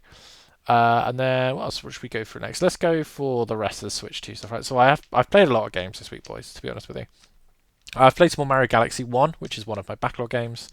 I'm just plodding through. I do a couple levels and then go on to something else. It's a fun game. It's a top quality platformer. If you haven't played them, they're good games. This is not news to anyone watching the show. What may be news to people is I've played more of Escape from Ever After, Craigie, which is the Paper Mario like game. It's got a very interesting story. I really like the characters. I really like the way the game looks. I really like the way the game plays. It is probably the best Paper Mario style game I've played for a long time, probably since Color Splash, to be honest with you, which I really enjoyed. And this is probably gameplay wise probably better than Color Splash. So I think it's £20 now that the like initial sales gone for it. I paid 16. But I would really recommend Escape from Ever After. I'm playing it on Switch 2. It's great on Switch 2. I think it's out on everything. I think it's even out on Xbox. So if you want to play that type of game, I do really recommend that one. And that is the Switch 2. On PS5, I'm playing more of The Wolf Among Us. I've just been playing it for the trophies because I'm trying to get a trophy every day, really. To be honest with you, I usually chat to Chloe while I do it. It's still The Wolf Among Us. It's still very good. And nothing else on PS5. And on Xbox, Creo, I've got an addiction to Nier Automata. And when I say Xbox, obviously I mean my Legion guy. But yeah, I played 6 hours today. I sat there and I just played it and I played it and I played it. I finished ending B now. I'm doing the C route with A2. The game's freaking great. Story's freaking wild. Um, the second route, Craig, I didn't. I think I hit anything for the whole playthrough. I just hacked everything and played the bloody twin stick shooter mode, which obviously I like because I like twin stick Yeah. shooters. Made the bosses a joke. I tore through them like they were bloody a knife through butter. It was great, and obviously the story is wild, and I won't spoil it for anyone who hasn't played it. But yeah, Nier Automata is great. Who knew? And this is obviously part of my bonus challenge this year, where I want to finish this and Persona 5 Royal before June to force Craig to play Sleeping Dogs, which is, I say force, it's one of the best games I've ever made. But yeah, so far that seems likely. But it's very, very good. I really want to pick up Replicant, Craigo, once I've finished Persona, because I'm actually enjoying this so much. And I played Yeah, the original Nier back in the day, but didn't get very far. yeah, I've been tempted by Replicant so many times before. It's one of those I feel like I could have put on the backlog challenge like every year we've done it. It's always on sale as well. Like I think I saw it for Yeah. 20 on Xbox Play Anywhere the other day, and I was like, "Ooh, do I?" But I said I'm buying a lot of games at the minute because there's actually quite a lot coming out that I want to play. So it's just been like, and I turn around sometimes and I think, oh yeah, I still need to play Bravely Default HD, which I bought in June. You know what I mean? So it's maybe Replicant can wait. But yeah, really good. Enjoying that. It's one game that has actually made me want to play in the backlog, maybe a little bit later in the year, Craig, is Devil May Cry 5, which I never finished, which I've had for a long time. So it's that's one game I think I want to play after playing this. I think I'm going to still want to hack and slash at some stuff. So, but yeah, that's all I've played.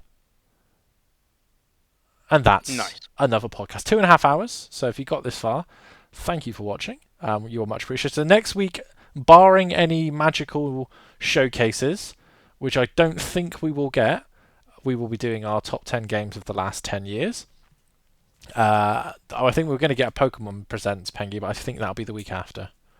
Yeah, his birthday is soon. Yeah, it's that Friday the 27th, isn't it, on payday? So I think that'll be yeah. that'll be it. So next week we'll do our top 10 games from the last decade. But thank you for watching, and we will see you next time. Bye.